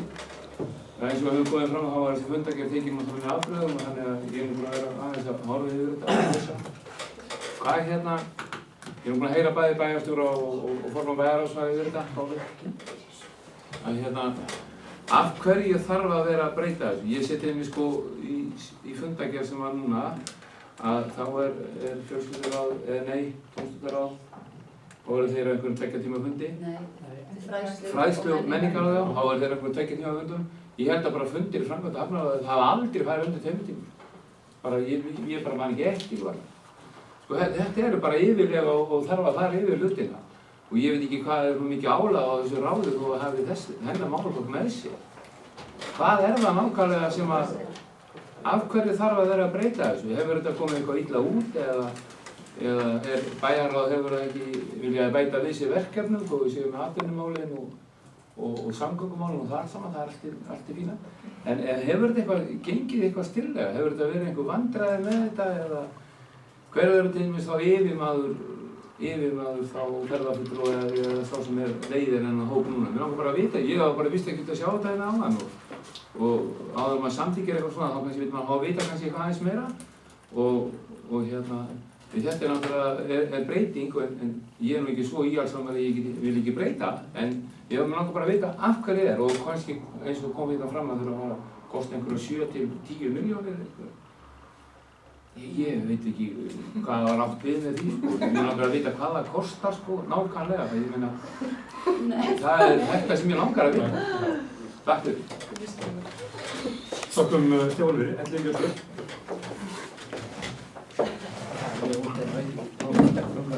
Forseti, það er mjög gott að fá þessar spurningar fram. Og eðlilegt að fólk reki í rogastana 7 til 10 milljónir eru bara miklir peningar. Misskilningur liggur í því að ef að stofnað sérstakt ráð menningarmálin til þess að eins og framkemur í máli Jórunnar að þá vill hún dreifa verklagi á sem flestar hendur og koma þá fleiri að ákvörðunum og það er ekki gert nema að stofna sérstakt ráð annars er þetta bara jafn margir hausar það bara flytjast á milli hausa með því að stofna nýtt ráð utan ferðaþjónustu og menningarmál sem eiga mjög vel saman að þá kostar rekstur slíks ráðs 7 til 10 milljónir á ári. Það er eins og hinn ráðin gera. Stefán spyr hvort að þetta sé tilfærslu á starfsmönnum og annað slíkt að í raun og veru einu tilfærslunar á starfsmönnum verða þá að starfsmaðurinn í menningarmálum að hann heyri þá undir ráðið þar sem að hans framkvæmdastjóri situr. Rut Haraldsdóttir, sem er framkvæmdastjóri stjórnsýslusviðs, að hún er næsti yfirmaður markaðs- og menningarfulltrúa. Hún situr fundi bæjarráðs, það sem að til dæmis ferðaþjónustan er, og þannig að þetta fellur mjög vel að því sem bæjarráð er að gera. Þetta heyrir hins vegar, þetta fellur verr að fræðslumálum, af því að það er ekki verið að ræða málefni sem þessi almennt í fræðslumálum. Menningar og ferðaþjónusta er í stórum hluta í dag svo nátengt menningarmálum að við erum með sama starfsmannin í þessu. Og það sem bæjarráð fer með ferðamálin, ferðaþjónustuna, þá er eðlilegast að þetta heyri þar undir. Í viðbót við það, að fræðsluráðið er bara störfum hlaðið með mikilvægan málaflokk og höldum því til haga að fræðsluráðið er með 60% af útgjöldum sveitarfélagsins. Bæjarráð hefur hins vegar alveg svigrúm til þess að bæta við sér verkefnum og ef að létta á fræðsluráðinu þá kemur bara tvennt til greina. Annaðhvort að stofna sérstakt ráð, sem kostar þá bara 7-10 milljónir, eða færi þetta inn í bæjarráð þar sem þetta á mjög vel heima. Stefán kom aðeins inn á lengd funda og bent okkur á til dæmis hvað framkvæmda hafnaráð fundar lengi. Nú klukkan kortur í 3 og bæjarstjórnin enn að fundum. Það skildi þá aldrei vera þessi sama skýring á fundarlengunum. En ég held nú að sko lengd fundana sé nú í besta falli bara vísbendingu svona málaflokki. Að það er ekkert alltaf sem að stórar ákvarðanir, ég nefni bara sem dæmi barnaverndarmál, sem eru gríðarlega mikilvægur málaflokkur. En það tekur ekkert mjög langan tíma í okkar starfi. En ef við notum þennan mælikvarða, þá er það afar sjaldar sem fundir bæjarráðs taka 2 tíma. Yfirleitt er þeim lokið á það byrja klukkutíma. Þannig að bæjarráð hefur svigrúm og þar sitja 3 kjörnir fulltrúar í bæjarráði. Í viðbót við það situr bæjarstjóri sem jafnframt í kjörum fulltrúi fundina og ég bara fellst ekki á þau rök að það sé minna lýðræði að kjörnir fulltrúar sinni störfum. Það er meira lýðræði. Þeir eru með umboð fólksins á bakvið sér. En allt er þetta gott og blessað. En ég vona að ég hafi svona útskýrt og ég skil það vel að Stefán óski eftir upplýsingum þetta, af því að það er ekkert á hverjum degi sem við flytjum verkefni á milli ráða og þetta kallar á breytingu á bæjarmálasamþykkt. Og verði þetta samþykkt hér á eftir, sem ég vil nú alla trú á, að þá hefur við eftir 2 umræður þetta í bæjarstjórn. Þannig að þessu máli er hvergi nærri lokið og ánægjulegt að vita til þess að við getum karpað svona máli dágóðan tíma á næstu fundum.